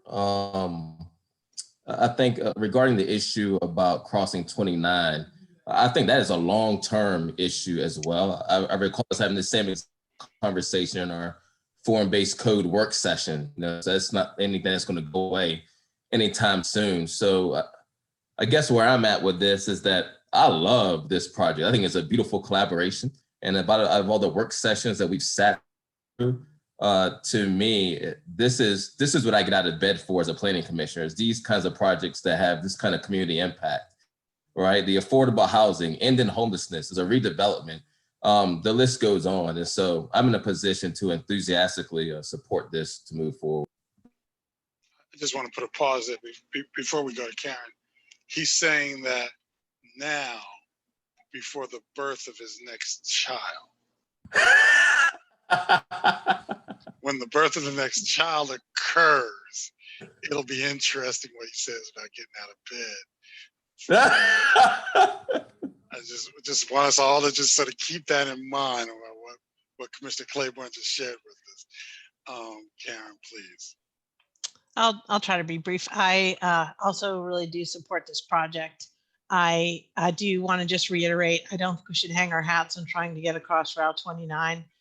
I did look up at the chair's suggestion how far it would be to get to the next mall up the road, Shoppers World, and it's 1/2 mile. So that is walkable with a grocery cart or a backpack. So I'd even be more interested in looking at options for a shuttle that could take people to different places before I would spend money on trying to get across Route 29. Honestly, I don't even want to encourage that at that location. I used to have my office overlook that road at that exact spot, and I saw multiple car crashes there every month. I mean, you can look up the accident data yourselves, but a lot of fender benders, a lot of stuff that probably wasn't even reported. So people are driving really fast through there. The other thing, I just want to go back to the open space question. I think we should follow staff's recommendation for a park that is usable as a park. The applicant mentioned tot lots. I wasn't necessarily suggesting a tot lot with mini jungle gyms. As the population changes on the site, if there happens to be more children at one point or more adults or more teenagers, that it's a site that's flexible that can be used by different audiences. And it's really important to get outside. If you look at when I, like I said, I was there every day, and I would see people bringing a chair out of their motel room to try to find a place to just sit outside and enjoy the day. So people need a place to congregate outside, especially if you're living in a motel room. You don't have, balconies. You don't have other ways to be outside. So I'd like us to follow staff's recommendation on the request for an actual little park space or several park spaces. Thanks. Jenny. I agree with what others have said already, and I think Karen kind of wrapped up the points I wanted to make about, really not pushing this we have to cross 29 type of situation, because I think there's other alternatives that are safer. And I do think, to the points that we've raised, concerns, staff has addressed that in their report. I think I would guess, obviously everyone's going to speak for themselves, but most of us would support something like this. enthusiastically, and just that our line of questioning has been only to provide feedback and protection for those involved about what might be out there as far as financial responsibility. And I do hope, to what others commented about, that there are other resources in the county could play a part in some of the financing, and other nonprofits could step up to help bridge the gap where there are financial gaps. So I really do support this, and I definitely agree that I would rather see money go into other types of things than a crossing across 29. But I do agree with, I think, what Rick said, or somewhat maybe it was Karen, that there should be cautionary tales, as there are for many places along 29, about those who choose to cross, and we encourage people not to do that. So that's all I have. Thank you. Rick.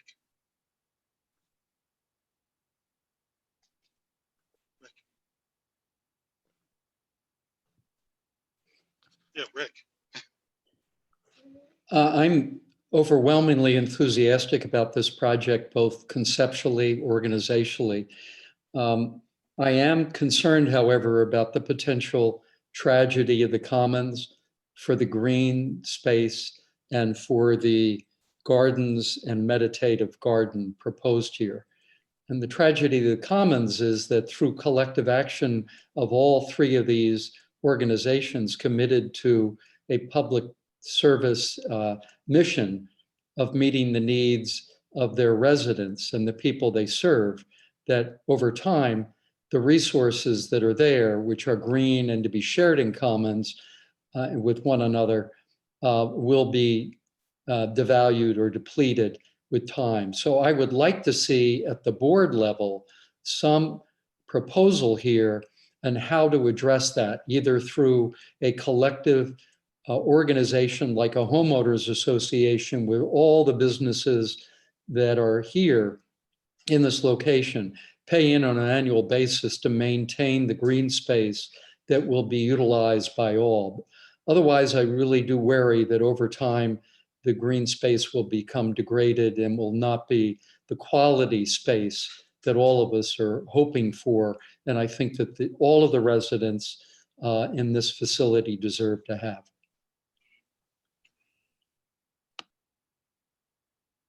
Is there anyone else?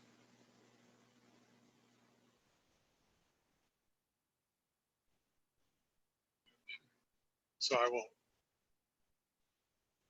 Daniel. Can you hear me? Yes, we hear you. Okay. My AirPods, I thought they died there for a second. Yeah, I really appreciate Commissioner Keller's exhortation that he laid there, that around, thinking about, as we just recently had the joint meeting with the Board of Supervisors, of where the county can step up and support some of these, what I think is a very innovative plan to address chronic homelessness that these three organizations have put together. So I do appreciate that, and in favor of it.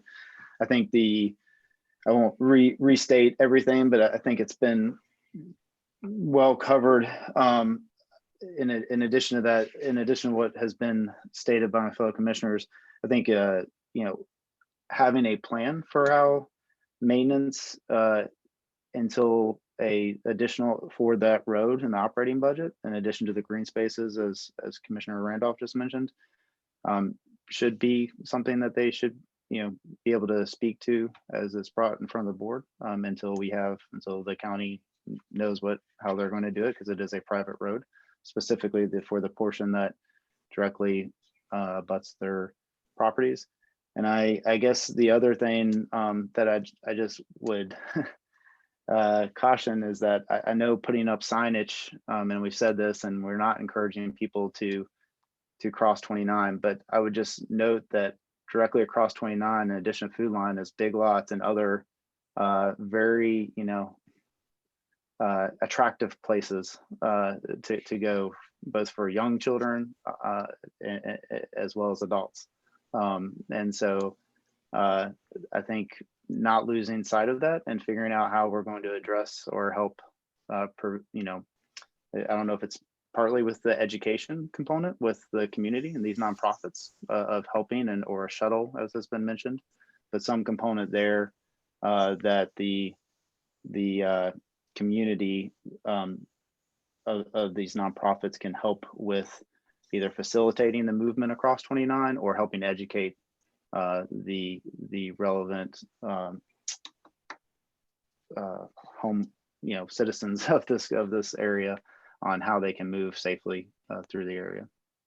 So with that, I'll put it to you. Thank you. So you support it also? Yes. Okay. Is there anyone else who'd like to speak? Luis or me? Luis? Good. Okay. So I will just say just a very quick thing.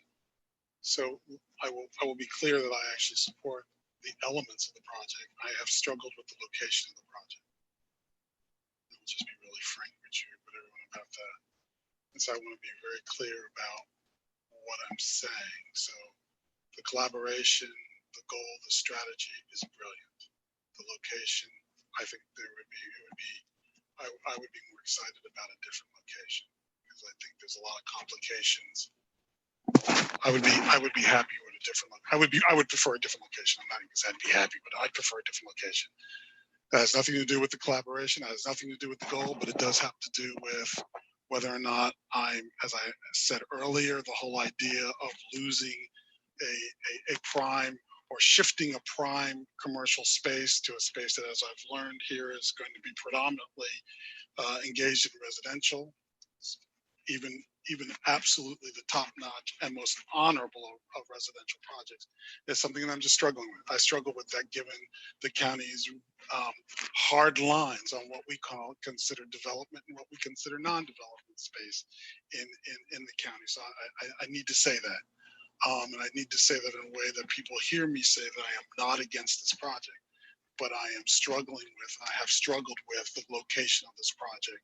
And you know, so I want to sort of have that noted, this comment, because perhaps the people who this will go to, they'll have another idea about this. I think that all of us have said that absolutely have raised some important issues that hopefully our supervisors will embrace about whether or not this is one of the types of projects that they feel that they want to engage with farther, but that's not us. It's for us to suggest and for them to then allocate things the way they allocate things. And I can see our previous supervisor looking at me cross-eyed on that. But that what we are doing is suggesting this is an idea which is worthy. And so I support it too. I support the project, and given that this is what we have before us, this particular ZTA is what we have before us, and I think that's what I have to work with. I can't work with another piece of land. I've got to work with this piece of land. And so I will be supporting this activity at this piece of land, but my preference would be that it was at a different piece of land that didn't have as much infrastructure needed to be invested in, that in fact would sit in an area that hit most of the neighborhood models a lot easier, that it was integrated with pedestrians, it was integrated with different kinds of houses, that all of us here who typically have issues around having only one type of housing, you know, that's an exception that we're going to have to deal with, whether or not we're okay with just one housing type. Staff has recommended that there are other housing types around, and so that's actually quite helpful. But many of us have been uneasy about letting projects go that only have one housing type on it. And so, you know, I mean, perhaps when we get to that, when we get to the exception, people will speak to that. But I will be quiet and let someone in this area, and I think I know who that is, make a movement move a resolution if there it comes. I see it coming. Mr. I have prepared some motions if somebody wants to use those or modify, as was discussed, some of the conditions. Would you put those up and then we can look at the conditions, please?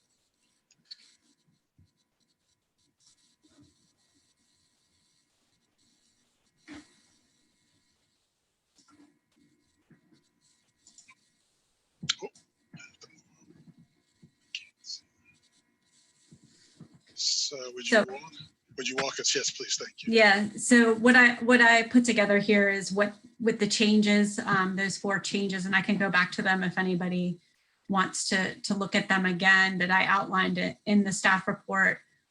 If the commission wants to make changes to those changes, welcome to also include that in the motion as well. It may be helpful if you get back up to that page, please. Sure. There we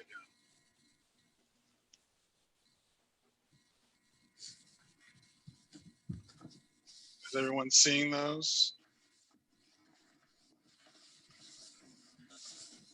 So what I've heard this evening from a couple commissioners, just to recap a little bit, is that the open space and green space, I heard from a number of commissioners that needed to be addressed, recreational, allowing more flexibility to change over time, and the maintenance of those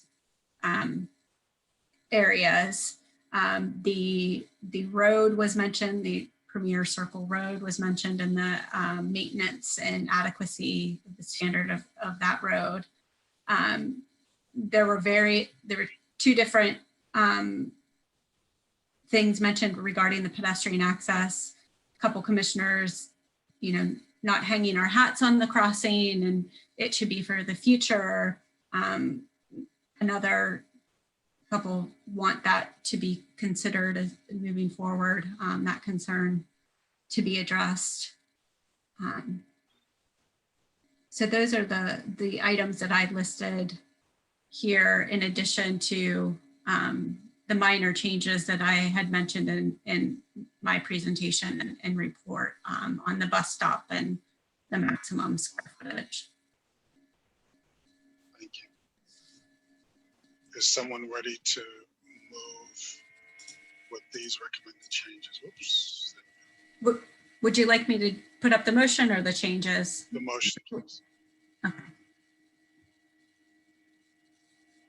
Daniel, would you? Yeah, I would. I have one quick question just to make sure I'm understanding on the point number 2, where you talked about 4 kids. I know that came up, but there was some additional questions about more flexible. Are we basically stating that that is requiring, or we're suggesting requirement for a dedicated quote unquote tot lot or kid?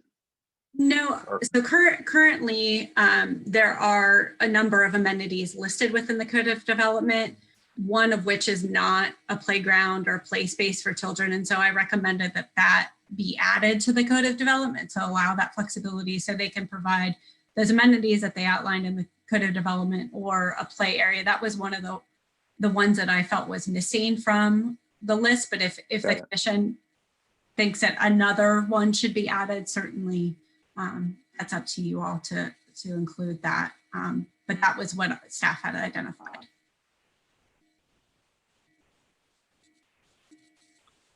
Got it. That makes sense. So on that clarification, I would like to make a motion, if it please the chair. Please. And I move to recommend approval of SMA 2020-0011 Premier Circle for the reasons stated in the staff report, and with the changes recommended by staff outlined in the staff report to be addressed prior to the Board of Supervisors public hearing. Second.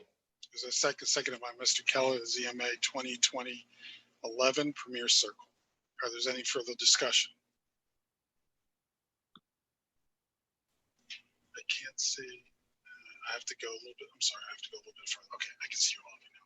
Any further discussion? Okay, sir. All right, Mr. Claiborne. Ms. Moore. Aye. Mr. Bivens. Aye. Mr. Randolph. Aye. Ms. Firehawk. Yes. Mr. Keller. Aye. Mr. Bailey. Aye. You pass. So, Lori, so you've heard the commission.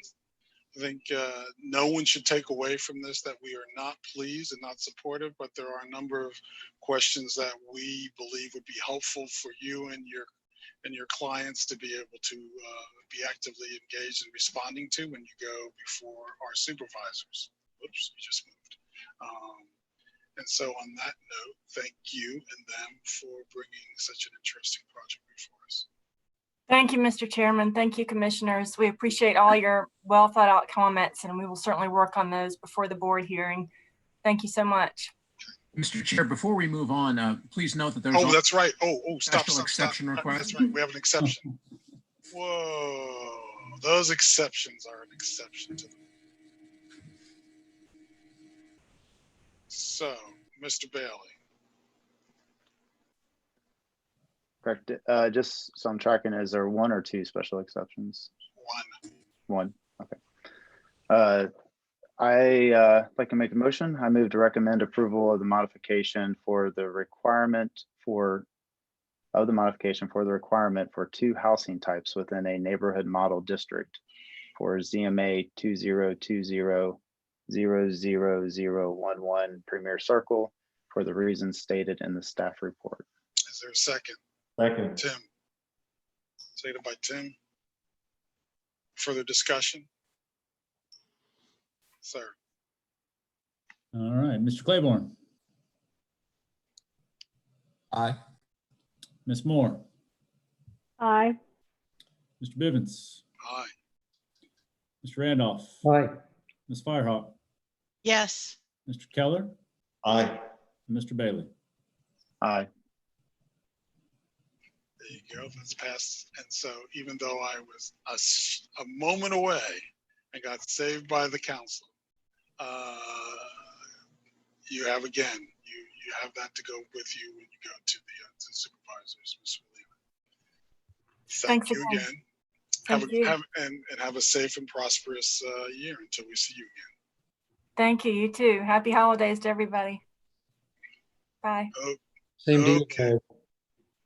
Okay, folks.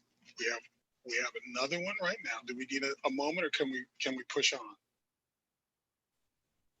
Push on. Oh. Who said ooh? That was me. Can we have a moment? How long of a moment? 2 minutes, at least.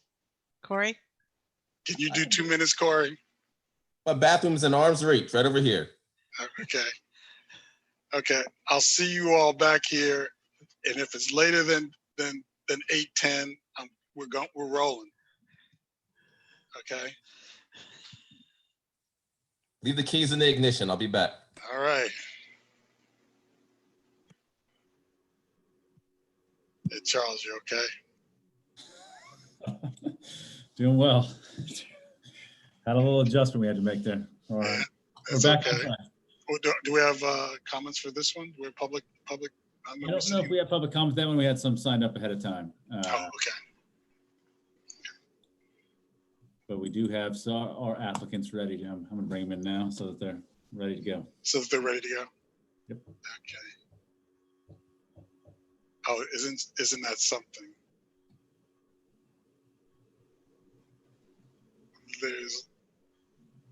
So I see, and there she is. She's connecting. I see the applicant is connecting.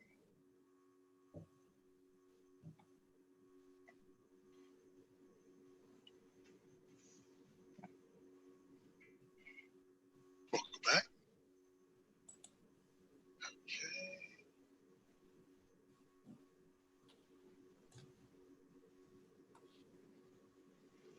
I think I can put on my glasses so I can see again. Oh, look, there's everybody.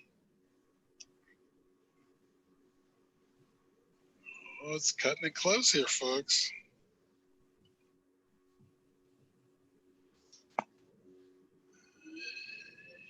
Cutting it close.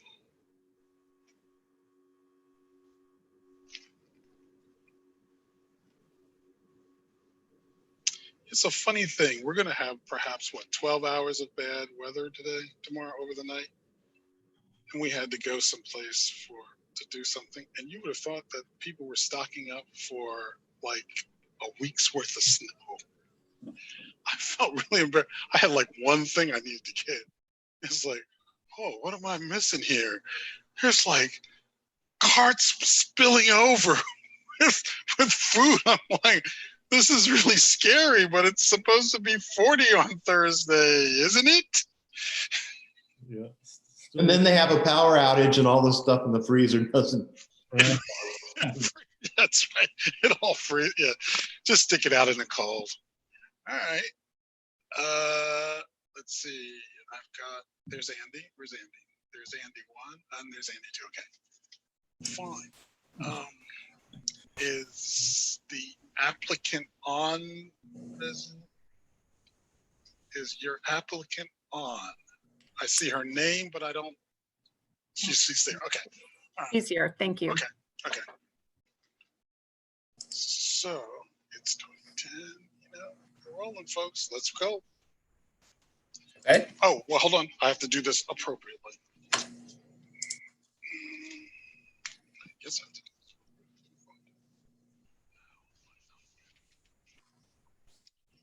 May we have the staff report for SP 2020-15 Animal Wellness Center, please?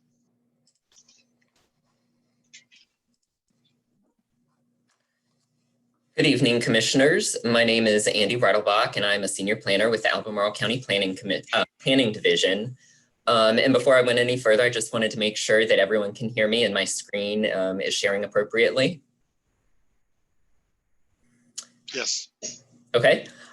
So tonight we have both a special use permit application and an associated special exception application, SP 2020-15 and SE 2020-22 for the Animal Wellness Center. The property for the Animal Wellness Center is at 1100 Crozet Avenue, right south of downtown Crozet in the Jarman's Gap intersection with Crozet Avenue. You can see to the north is Methodist and Crozet Library, and then directly to the south of the subject property is a county-owned stormwater management property that is used to manage most of the stormwater that comes from downtown Crozet. Brief overview of this proposal. The property is 3.4 acres. It is currently there's an existing building with a currently operating vet clinic on the property. The zoning is DCD, Downtown Crozet District. Overlay districts include the entrance corridor and the flood hazard overlay district, which is in the far western portion of the property along Palace Creek. And in the Crozet master plan, it is designated as downtown and green space. So the applicant is proposing to amend SP 2008-9, which was originally approved back in October of 2009. And with this request, the applicant is asking to expand the existing veterinary clinic with several different parts, including an expansion of her existing one-story building by adding approximately 3,600 square feet to it, the construction of additional parking, the construction of an additional building at the front of the property right along Crozet Avenue, as well as permitting the option to provide overnight animal boarding services at the along with the vet clinic. And then, as I mentioned, there's a request for a special exception as well. And this is to section 18-5.1.11b of the zoning ordinance, which requires soundproof structures for a veterinary clinic use that are located at least 200 feet from a residential lot line in order to protect those surrounding properties from noise. The location of the proposed veterinary use is less than 200 feet from the zoning map, from what the zoning map designates as residential property lines. However, residential structures in those residential districts do lie more than 200 feet from the intended veterinary clinic buildings. And as a part of this, the applicant has proposed sound attenuation strategies in the construction and expansion of the vet clinic to ensure that the noise limit complies with the 55 decibel requirement that is stated in the zoning ordinance. This is just a map of the zoning district showing the property DCD. There is R2 to the east, south, and west, and then everything to the north really DCD. In the comprehensive plan, the property is designated as downtown for about 2/3 to 3/4 of the property, and then only the very rear portion of the property within the Palace Creek stream buffer and flood hazard area is designated as green space. Other areas to the north of the property are designated as downtown, with a few small areas of institutional around the library or mixed use. And then across the street to the east is designated as neighborhood density residential. This is a screenshot of the concept plan that the applicant is proposing. They're actually proposing to construct this project in 2 phases. So the first phase would be to expand their existing veterinary clinic, the existing building, and add some additional parking. And then the second phase, which this plan shows the fully built out proposal, has the additional building shown up at the front along Crozet Avenue, as well as some more additional parking to accommodate that building. And then in the rear, behind the existing building, the applicant is proposing an outdoor animal exercise area, kind of between the building and the Powell's Creek stream buffer. There are a couple recommended revisions to the concept plan recommended by staff. The first is that currently there is a proposed parking area shown to be on top of a County of Albemarle public drainage easement. And I can show you, that is this parking area right kind of in the center of my screen to the left of the existing building that is on top of a county drainage easement. And currently the Facilities and Environmental Services Department, which regulates and maintains that easement for the county, has stated that they will not permit construction of a parking area within the boundaries of that easement.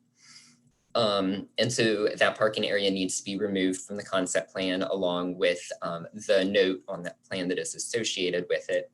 However, I will note that the applicant has indicated that they're continuing to discuss this issue with FES to determine whether some disturbance may be permitted. And so if FES does provide a letter or email to the planning division prior to the Board of Supervisors public hearing, indicating that a certain level of disturbance might be permitted within that easement, planning staff acknowledges that the concept plan could be revised accordingly, depending on what FES says prior to that board meeting. And then the other recommended revision is to revise note 1 on sheet 6, just to ensure compliance with what the zoning ordinance requires. Factors for consideration include several factors favorable. The proposed use is consistent with the Crozet master plan. The proposed use is located within the development areas and is consistent with the uses identified for areas designated as downtown Crozet. And there are no adverse impacts are expected to the nearby or adjacent properties. And in staff's review, there were no unfavorable factors identified. Thus, staff recommends approval of special use permit SP 2020-15 Animal Wellness Center with the following conditions, and also provided that the previously mentioned recommended revisions are made to the application prior to a public hearing with the board. These recommended conditions include what is generally standard condition for special use permits, that the development of the use must be in general accord with the concept plan that was provided, including certain major elements such as location of the buildings, the proposed additions, the parking areas in the outdoor animal exercise area, and of course, minor modifications to the plan, which do not conflict with those elements above, may be made to ensure compliance with the zoning ordinance. The other conditions are that only the walking of the animals would be permitted in the outdoor animal exercise area, and it would be separated from access by the public and limited to that area that is shown behind the building. And that final site plan approval is subject to approval of the landscape plan by the Architectural Review Board, and that the landscaping may be required to be in excess of what is required by the guidelines or zoning ordinance to mitigate the visual impacts of the proposed use. I will say that the applicant has requested a few minor changes in the wording to these conditions, and staff is willing to work in consultation with the zoning division and the county attorney's office to hammer out any final wording and any final wording changes prior to the Board of Supervisors public hearing. And then with the special exception, staff also recommends approval of the special exception SC 2020-22 with the following conditions. The first condition is the same as the first condition for the special use permit. And then the second condition is that the buildings used for the vet clinic and animal overnight boarding uses must be air conditioned and soundproofed so that the sound measured at the nearest agricultural or residential property line shall not exceed 55 decibels to maintain that compliance with those regulations in the zoning ordinance. And that prior to the issuance of the building permit, the applicant must submit information to the satisfaction of the county that demonstrates that that sound limit can be met. These are the suggested motions for the future part of the meeting tonight when we get to that section. And I'm available for any questions if you have any. Thank you. Other questions for Mr. Rutterbuck?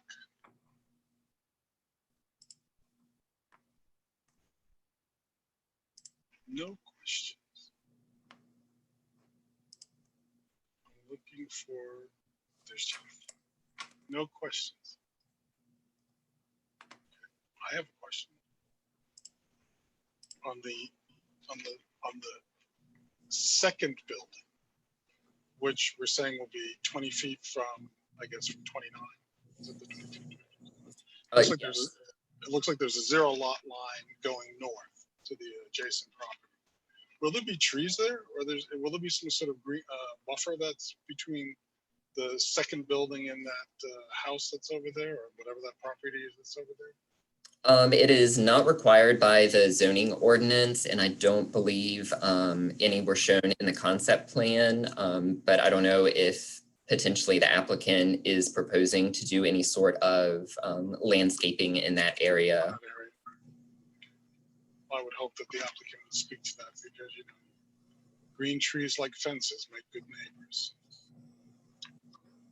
So if there are no other questions, then why don't we open it up and hear from the applicant?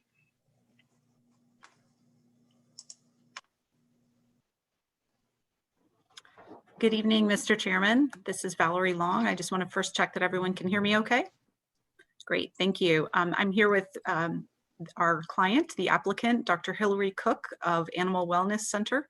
We are in the same room in my office's conference room, which is why I was masked earlier, and she's masked now. It's easier for us to communicate if we're in the same room. So we appreciate your understanding and patience of that. I have also some similar slides. If I could share my screen, I will go through those.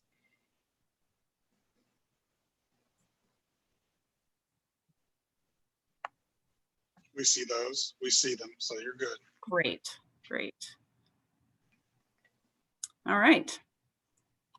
I'm going to go quickly through because I think everyone is generally familiar with the location. It's on the edge of the Crozet downtown area.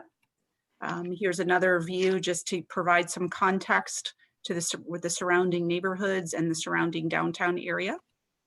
This is a close-up of the property as it exists today from the county's GIS mapping website, so you can see the size of the parcel.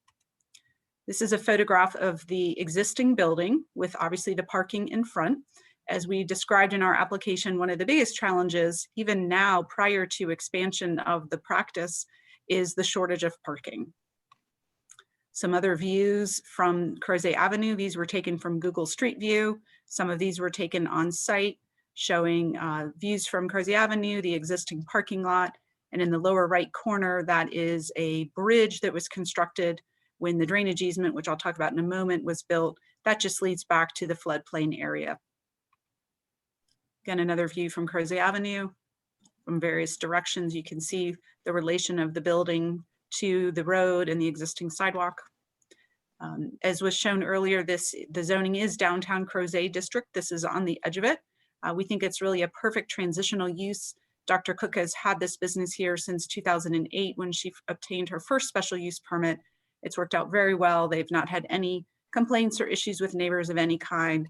And the parcel to the south, if you can see my cursor, parcel 11, is now owned by the county. It's essentially a natural wetland area. The comprehensive plan from the master plan, the developable portions of the property are shown as downtown district. or designation, and obviously the floodplain area is green space, as is areas on other sides. The floodplain is quite large in this area, so we wanted to show the extent to which the limits of the floodplain limits the expansion of the business and the buildable areas. And this is a close-up of the floodplain in relation to the existing building and parking lot. I'll go ahead and point out, you'll see on some subsequent slides, the drainage area. There's an old, a very small creek in this location. This is generally the location of the drainage easement that was put in place back, I believe it was part of the downtown Crozet streetscape project. This is the small bridge that was built to provide some access to the back. This is just a storage shed. And again, you can see the existing parking. This is probably the only time you'll ever see so few parking or so many vehicles in the parking space. Dr. Cook tells me, and I can attest as a customer of the business, that the lot is almost always full. This is another image that shows a little bit better of the relationship of the buildings and the floodplain and the drainage easement. My next slide is a close-up of this, actually different slide. This shows you, for context, the limitation of the buildable area of the site. We obviously have over 1.5 acres of the parcel is floodplain. We have just over 1 acre that's actually developable, even though the entire parcel is 3.5 acres. And the drainage easement alone takes up over 1/4 acre. And as you can see, it surrounds the buildable area on 3 sides. So it creates a lot of constraints. This is I need to move this other window out of my way. There. This shows the original plan that we had when we submitted the application. The idea, for context, the darker tan is the existing building. The plan was to add a small addition to the building in this location and then add a new building here for expansion. In the meantime, Dr. Cook has been working with prospective general contractors and architects and others. She's also working with the landowner who she has the land under contract. The land is very expensive. As you all may know, construction prices are extraordinarily expensive right now. So we have a slight modification, which I'll show you on the next sheet. Again, sorry, this was a close-up of the original plan that shows you a little bit better. Existing building, addition, and then addition. This is the new plan. Next slide's a close-up. Shows again, existing building, small addition here, and instead the initial expansion or phase 1 of the expansion would also be to bump the building out in the front. It's basically a doubling the size of the building there. And then the second phase of the expansion would occur in this building in front. As part of that, there would be an expansion of the parking lot here, also additional parking located on the side of the driveway. There's room for about 11 perpendicular spaces here and 2 parallel spaces here. As Mr. Reilbach discussed earlier, we do show on our plans some proposed parking in the back. We understand that may not ultimately be permitted, but we do want to continue working with the facilities and environmental services staff to see if there might be a way to either perhaps relocate the drainage easement or build a smaller parking lot on the far side of that area if that's viable. So we'd like to leave that in place if we could. If not, we understand. And then that would mean that there would definitely need to be more interim expansion of this parking lot as part of the first phase of development. Again, this shows the revised plans and somewhat of this is a conceptual interim condition, what it might look like after the first phase of expansion. Again, the building would be here. This is essentially the same parking lot. There's a few additional spaces. Again, it shows the parking here. So if this parking is not permitted, then even during the interim condition with the building here, we go ahead and add the parking spaces along the side and possibly go ahead and expand here. And I have some slides that will show that a little bit better. But we did want to show that even in the interim condition, before there's the final building here close to Crozet Avenue, that we know that the Architectural Review Board, as part of a site plan review will likely require additional landscaping. We understand that the parking lot will need to be screened. So this is just conceptual. All would be subject to final approval by the ARB. This is a little bit better example or image of what the interim condition would likely look like. This is one of two options. Again, for context, this is the expanded building.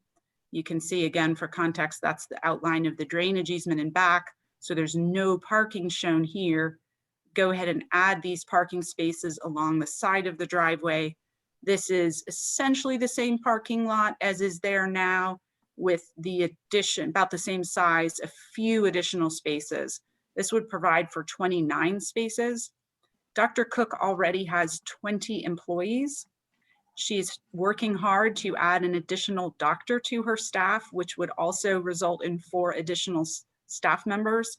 So ideally, she's hoping to try to get to 25 employees, which means that 29 spaces would really not be enough given how many customers they have right now. So we have another option. This would probably be the more likely scenario during the interim condition, where we'd go ahead and add the parking spaces along the south on the driveway, and then go ahead and expand the parking lot fully.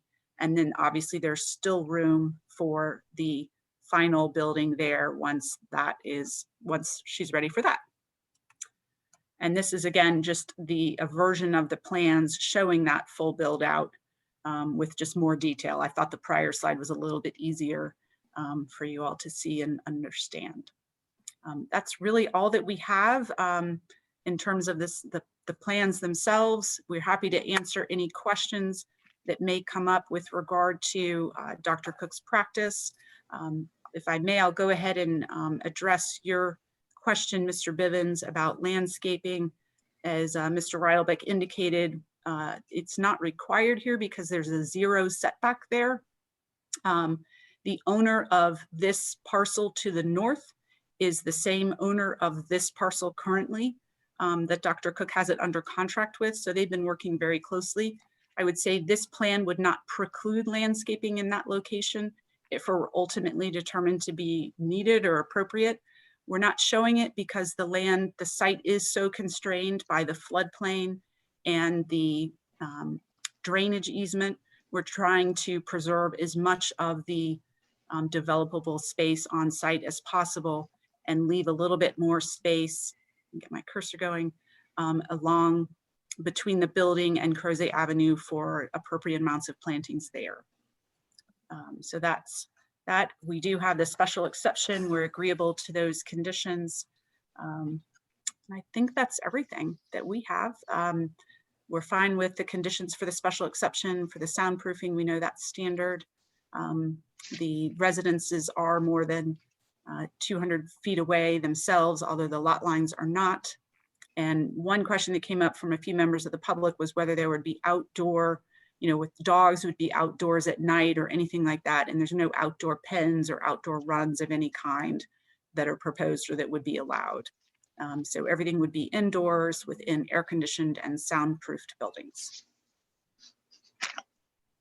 I think that's all we have. We'd be happy to answer any questions. Are there questions on the presentation? Corey, and then Luis. I'm not too familiar with the programming of, I guess, veterinarian clinics. Will there be a dumpster on site? And if so, where do you think it would be? Yes, there will be. It would be behind the building. Let me go back to my slides, if I may.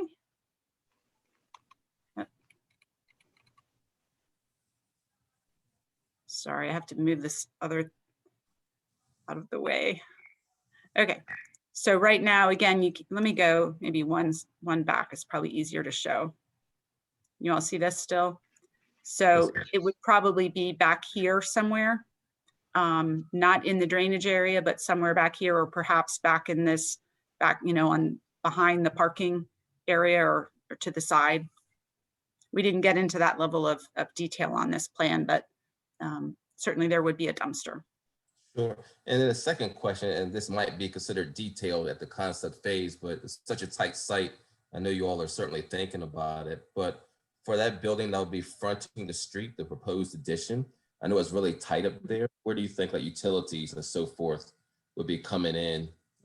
Understanding that the back of the building is really the front because you're facing the street and has ARB review and so forth. Where do you think transformers and all of that might be placed?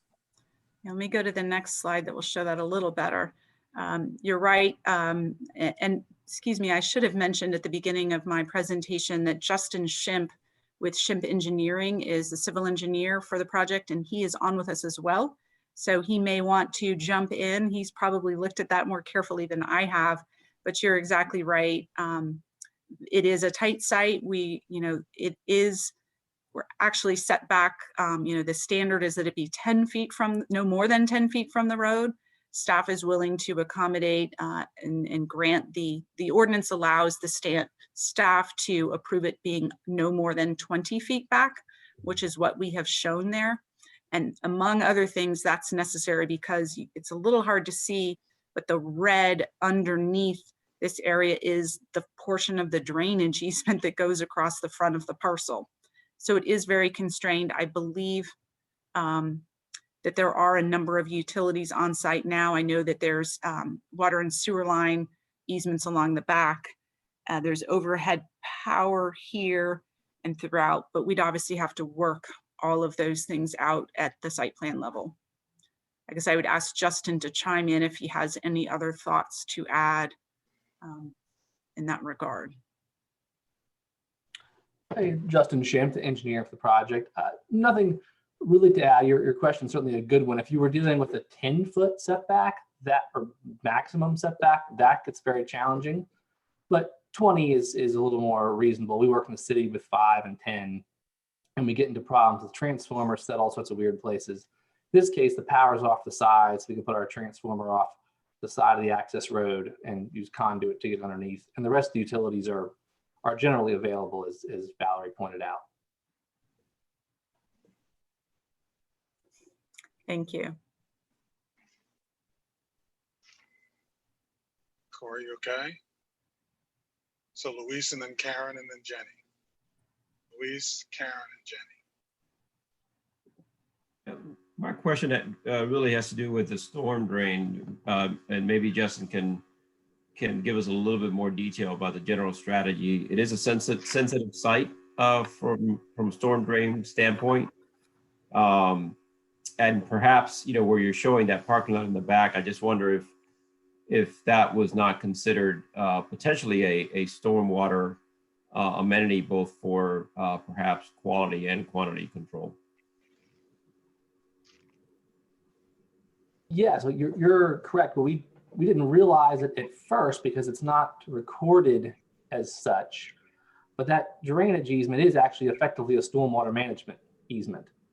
And so what we're trying to work out with the county, we've had some conversations with the facilities folks, is that they are not opposed to the idea of that pipe being, or that the channel. They built basically a engineered channel to natural conditions to provide some stormwater quality components as part of the phase 1 streetscape project.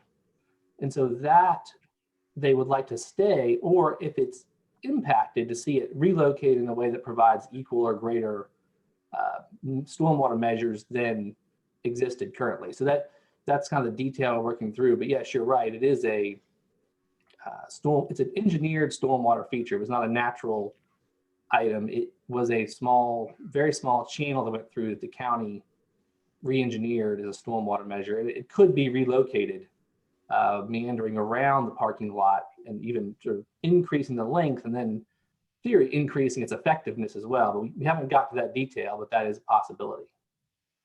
Yeah, so I guess my suggestion is, as you work through these negotiations, perhaps there's you can offer a strategy that helps not only with the quantity, but also with the quality, because you're going to get a lot of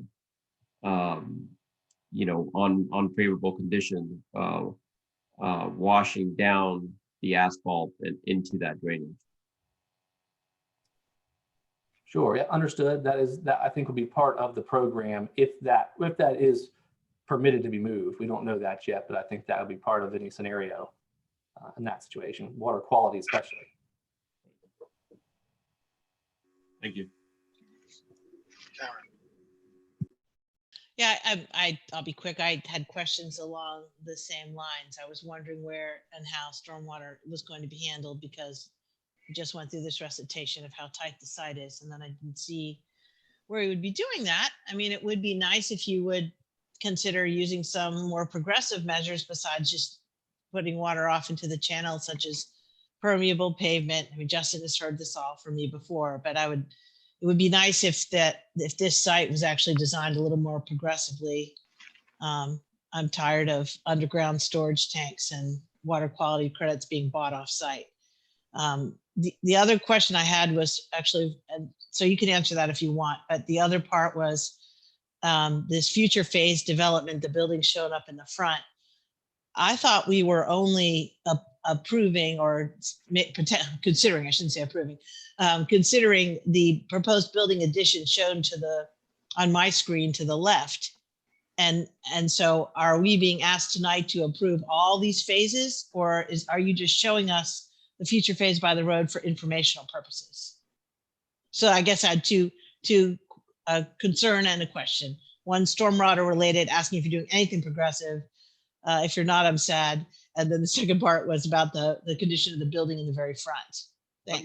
Let me ask Karen, let me ask Andy to sort of give you, to clarify the second part of it, please. Okay. Yes, you all would be approving the entire proposed plan, including both the proposed building addition to the existing building and the proposed new building at the front of the parcel. Okay, thank you. I don't know if Justin or Ms. Long wants to respond to my other question. Did you want to push it back to Justin? I will, I'll add or comment with regard to the second question and then ask Justin to weigh in on the first, if I may.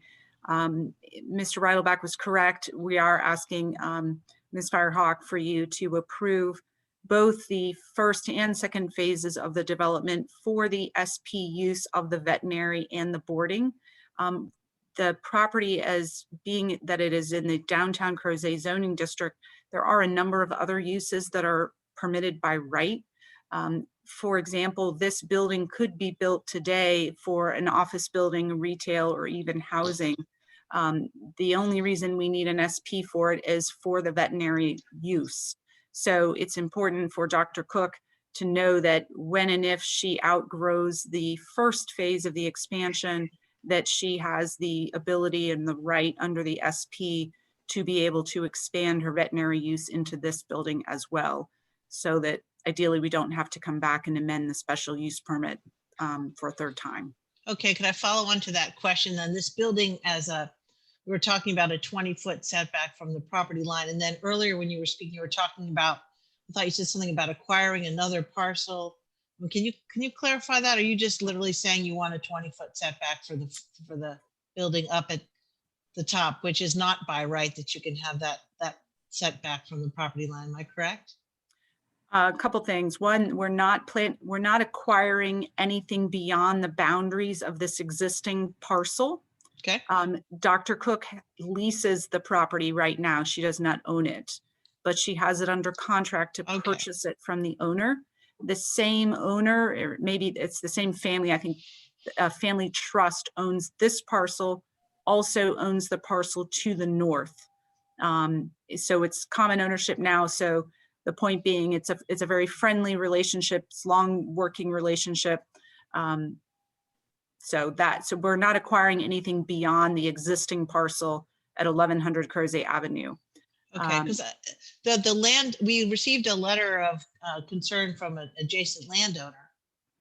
And is that not the person whose driveway? No, it's a different landowner. I think the person who expressed concerns about this building being close to the road. Let me back up for a moment if I can. Please. On the slides.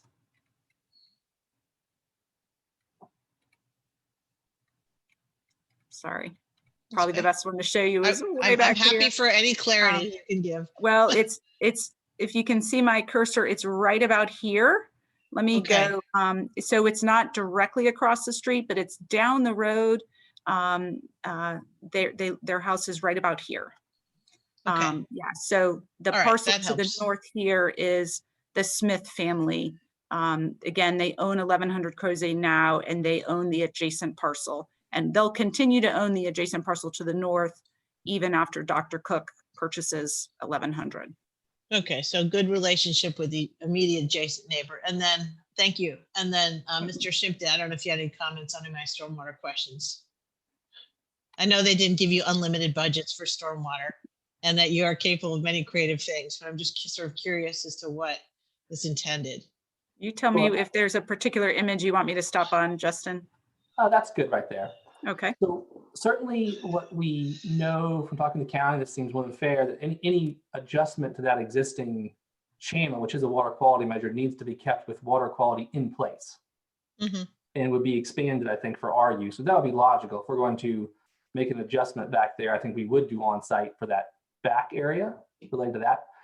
I don't want to commit to further than that because, you know, as you know, there is implications of these things space-wise, budget-wise for our client, and she does have a business that needs space and the parcel is a little constrained. There are ways to do water quality measures to underground. There are various systems that capture sediment, which picks up some of the pollutants that you would otherwise miss in these systems. So there's some engineering on that, and we are using those as a standard now because actually they are become equally cost effective to straight detention, but mitigate some of your credits, right? So a few years ago, we would do just the cheapest solution was just straight detention, no water quality. But the systems that have the filtration, there's a few companies that have developed this, get you the same level of detention and also some water quality. So we do use that as a matter of practice because it's, you know, it's the best economical and environmentally correct thing to do. But beyond, I never want to say promise we'll do every bit on site because that can have budget implications that cause problems that I'm just not aware of at this moment in time. But I hope that answers your question somewhat. I think it helps. I am familiar with underground detention systems that also treat water quality. I would suggest that when you get to the Board of Supervisors, speaking for my supervisor, she's going to want to know these kind of things, and you might want to consider adding that to your presentation.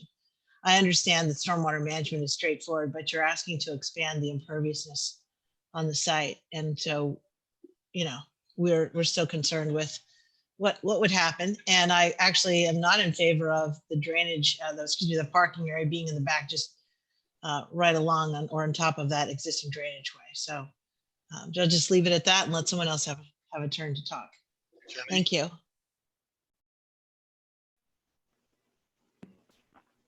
Yeah, I guess I think some of the questions I had were touched on. I think, I guess I just want to make a couple comments and then have either Valerie or Justin kind of respond to that. I know that the properties to the north will have standing water in their front yards, a substantial amount of standing water in their front yards from periods of rain. And then this property where you show the future phase development, this sits up higher than, in my mind, the properties leading to the north sit down lower coming off of Crozet Avenue, whereas the front of this property sits up higher coming off Crozet Avenue than others do, and then it drops down as you go back to the existing building. So I guess what I wonder is, I mean, sort of what everyone's been asking about more impervious surface for the parking lot expansion and how that's going to drain because of the topography right here.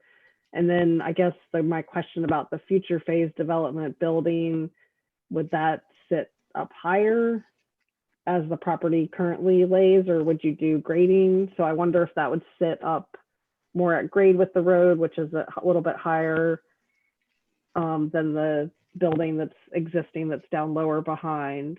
And then also, then I assume that future phase development would share that parking, which is pretty tight as you're explaining right now. You know, there's already a need for expansion. So if you can just talk about those things. Again, I'll ask Justin to address your questions about the drainage. I'm not familiar with any drainage problems along the other parcels, but I wouldn't necessarily have a reason to be familiar with them. The adjacent owner hadn't shared any problems with us. I'll let Justin speak to that if he's aware. You are certainly correct that it's more that the property increases in elevation as you move away from the existing building towards Crozet Avenue.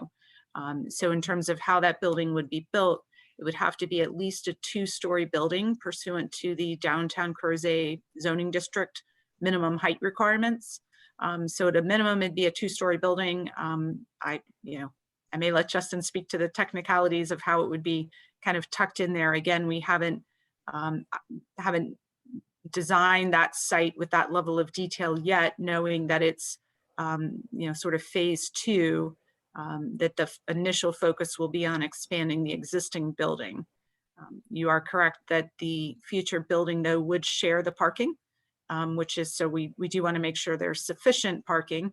We're very sensitive to, the need for more parking and the increase of the impervious area. I do want to point out that we are still preserving over half of the acreage of the site. Over 1.5 acres of land would be preserved as maintained in the floodplain area, and even areas back behind. Even if this parking weren't to occur, there's other land back here that would remain essentially in a natural state.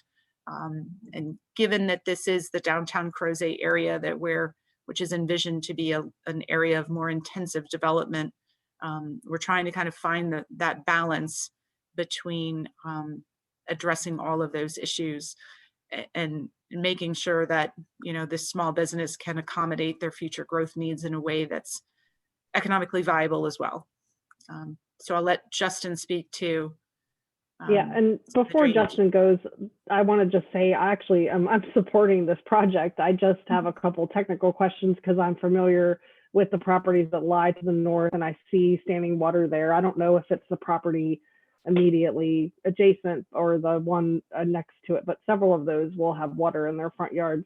This property, the future phase that you're talking about, does sit up higher, but I guess I just wonder with it all draining backwards, if that's the part, if Justin could speak to. And generally I do support this. I understand this is a great business and we want to support our businesses to expand in this part of Crozet. So great, thank you. Put that out there. Thanks.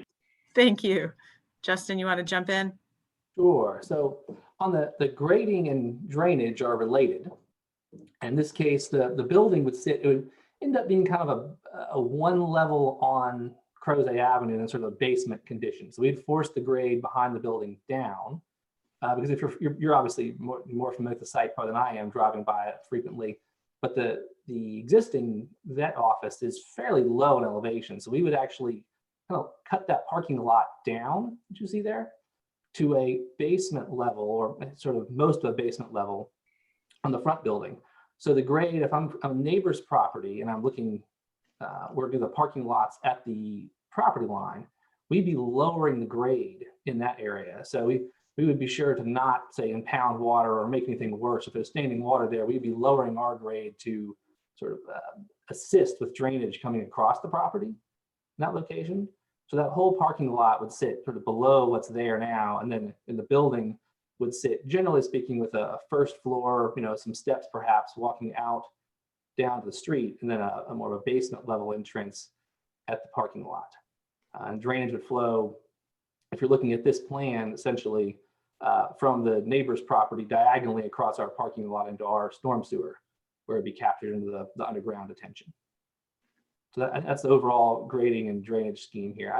I believe that in this, with our having to cut the grade down, we certainly would not cause any problems for any neighbors with this. If they have flat spots, I know what you mean, actually. I know I've been on the property next door, the one further north, that has a very flat yard, and I'm sure there is standing water at times on that property, but that we wouldn't have an impact on that.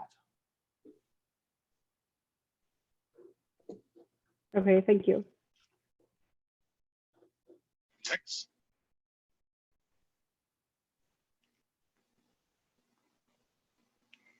Okay, well, we're going to open it up for public hearing.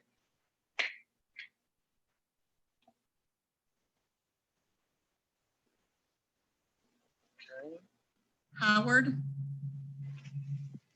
Mr. Howard, please unmute, state your name, address, and if you're representing a group, the name of the group. You have 3 minutes to speak starting now. Thanks. You hear me? Yes. My name is Alan Howard. I live at 5812 Dunvegan Lane, which is catty corner to the southeast of this property. I think that the Animal Wellness Center is a grand addition to Crozet. I think that their plans for the addition to the existing building are great. I am absolutely disappointed that not only is the building to be sited, the second addition to be sited immediately adjacent to the road, but that is even permitted, given the fact that the other residences along that entire strip are set well back from the road. It is my objection is not only to that particular building, but to any development along the road south of the Jarman's Gap Road, immediately adjacent to the road. It's all sloping downward toward the rear. All those buildings would require a large amount of grading to be put in. It destroys the value of my property and of the property immediately opposite the development area. So my feeling is that all the commercial development, if it's allowed there, really ought to be set well back from the road.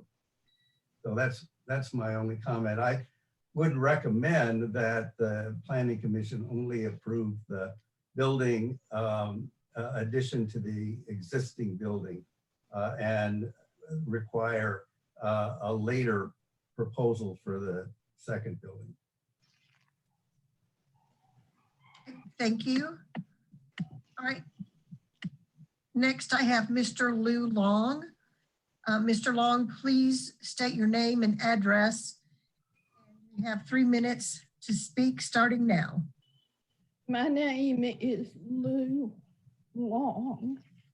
I will make you all aware that Valerie Long, who represents Dr. Cook, is actually my daughter-in-law. She's married to my son, Don. However, my relationship with Dr. Cook and her staff predates Valerie's representation of Dr. Cook by quite a number of years.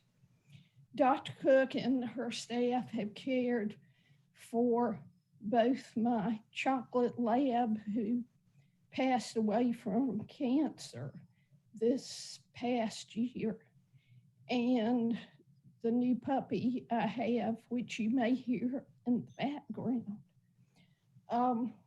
I want to speak in favor of Dr. Cook's proposal and in support of having businesses in downtown Crozet. Dr. Cook and her staff have cared for my animals with great knowledge and empathy. And the issues with parking, not only for me, but for others who have geriatric dogs or orthopedic dogs, or a dog like mine who had cancer in her foot, where the parking situation has been very difficult. And Dr. Cook and her staff are so well thought of. The parking lot is always full. I would certainly support the expansion of her business because they do such an excellent job in taking care of not only dogs and cats, but exotic animals and all sorts of animals. And I just would like for you all to be aware that I think it's a very excellent group. And I think that they're being able to remain in the downtown area does exactly what the master plan is asking for. Thank you. Mrs. Thank Long, you. Mrs. Long, Mrs. Long. Yes, What's your new puppy? What kind of puppy did you get? I have a Labradoodle. Oh, and what color is your Labradoodle? My Labradoodle is sort of an apricot color, and her name is Abby, as in Downton. Oh, how lovely. Well, we wish you much success with Abby, and thank you. Thank you.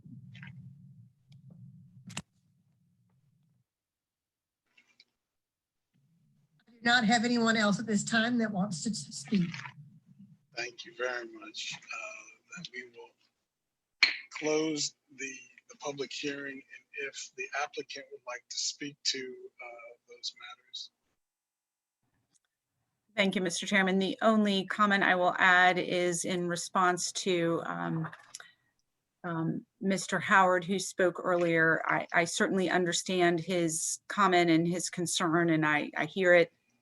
As I believe you all are aware, the requirement for a building in that location to be set close to the road is it is a requirement of the downtown Crozet district form-based code regulations. In fact, the regulations strongly, it really requires that the building to be no more than 10 feet from the road. We have asked for, and staff has expressed support for it to be 10 feet further for a maximum of 20 feet from the road. So literally that is the maximum modification that the ordinance allows. As I know you all have spent a lot of time working lately on the draft form-based code for the Rio 29 area. It's the same concept to have the buildings up close to the road, ideally have parking in the back and on the sides. You know, we're complying with that plan. And as I noted earlier, even if that building were not part of this application, Dr. Cook or whoever owned that land not only could put a building there, but would be required to put it no more than 20 feet back from the road. So, yeah, this is the last parcel in the downtown Crozet district there before it transitions to R2. So again, I think this is a good transition use. A building there can be carefully sited. It can only really be so tall in that location. And we know that the Architectural Review Board will have a lot to say about it when we get to that point. Otherwise, thank you.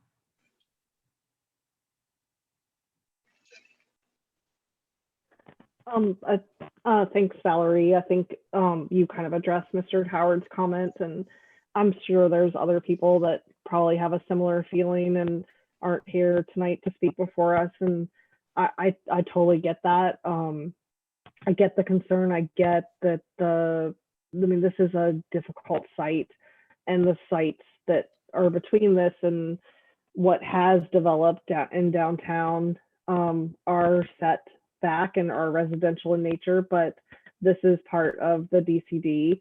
And I think it's a little bit uncomfortable, or possibly not for me, but because I understand the DCD, but for others, maybe it's a little uncomfortable saying yes to this phase 2 part. But I guess I just wanted to offer reassurances that the DCD is like a little play on form-based code, and so it does dictate, some things very specifically that are requested and actually required. And I don't know the timing of this phase 2. I know it's hard to imagine this happening, as Mr. Howard's looking at it from his property's perspective. I too live not in this area, but near the DCD and own residential property that, is working to be up against this commercial piece.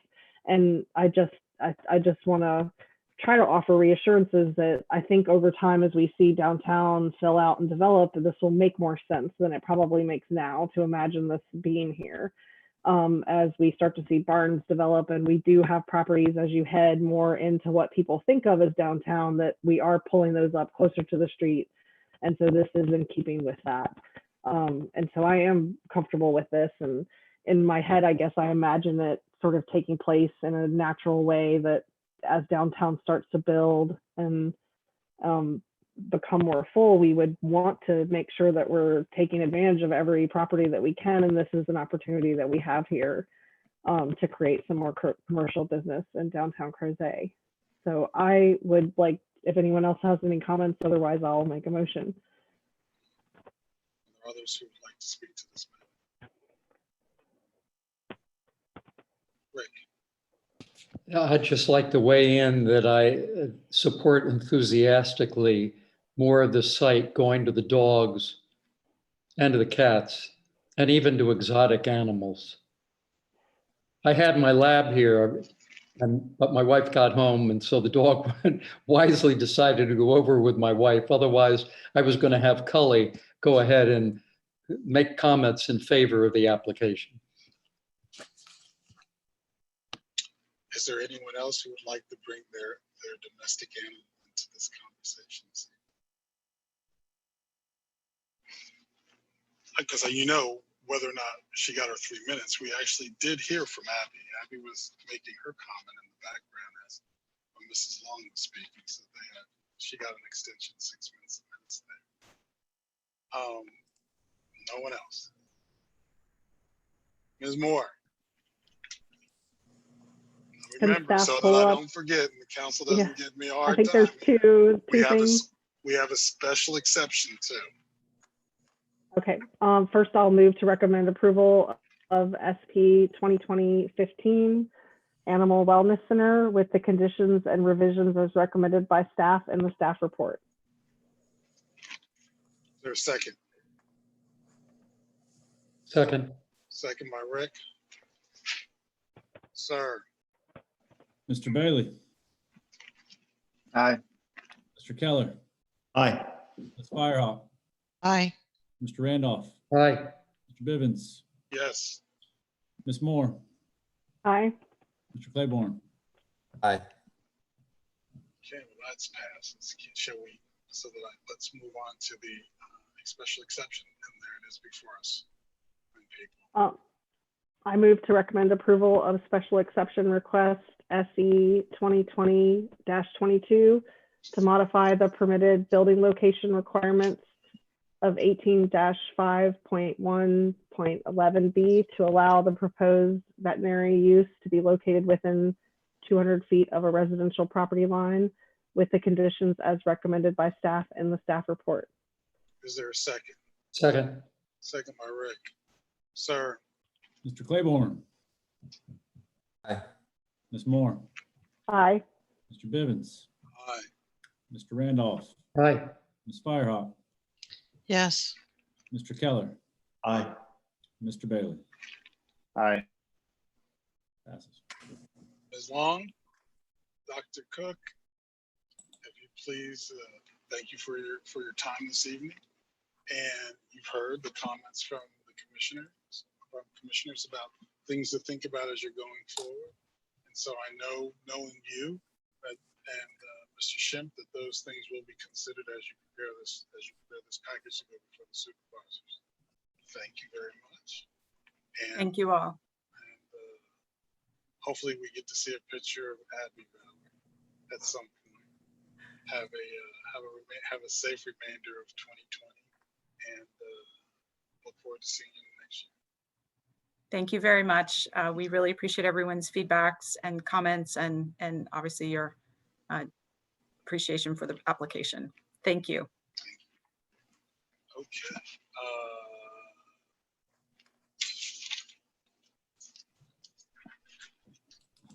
The committee reports.